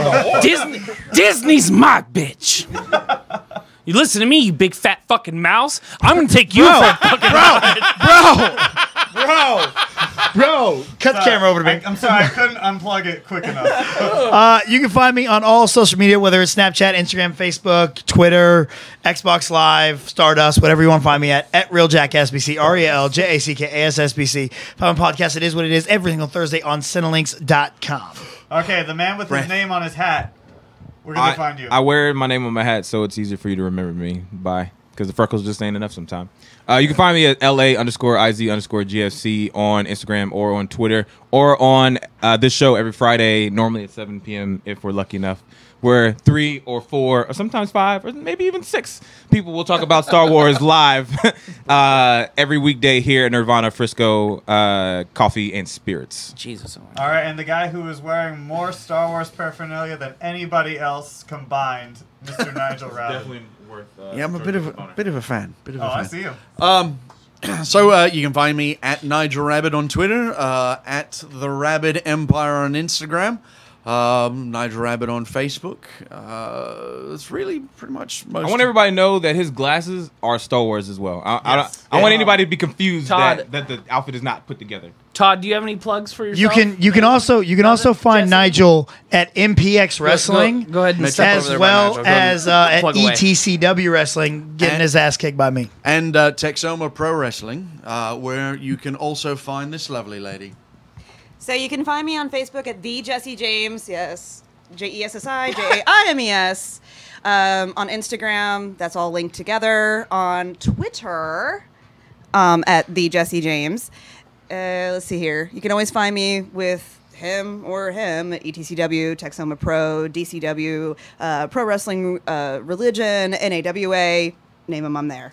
Cool. And Just for clarity reason, is it Jesse? Yeah. Is that part of the moniker? Because that's what you say. He was like Jesse James. Yes. Oh no, That's what you it's- said. Okay, just make sure. And I'm really excited because Jessie was over here blowing up in my ear, and I definitely want to have her on future shows. Absolutely. Oh, yeah. So, you guys can find me. Fucking Walt Disney's dead fucking corpse. Oh, No, okay. sorry. There it is. You guys can find me at the Mad Zach. That's THAMADZAK. Please tweet me. Dear God, I didn't realize that mad meant angry. I thought it just meant crazy. No, it's a little bit of A, a little bit of B. Before I plug myself, you can find. Did you say Borg yourself? That too. I'm into Mike, it. You can find Ben at Ink Not Taylor on Instagram. You can see all of his amazing photos on Instagram. Really good stuff, Ben. Great stuff. Please and go check it out. Thank you so much for running the board today. That's producer Ben. You will never see him ever on Ever. Yeah, Ever. Technically engineer Ben, past but episodes you've never seen. well done, Ben. Okay, and you can find me at Move the Joystick on Instagram and on Twitter, and also on UGF. We are doing the Madden NFL Classic happening in January. Stay tuned for more on that. All right, guys, that's it for us. It was an awesome End day. it, Ben. And a night. Before I start my profanities. All right, thanks. Ben, Have do a the good thing night. with the thing.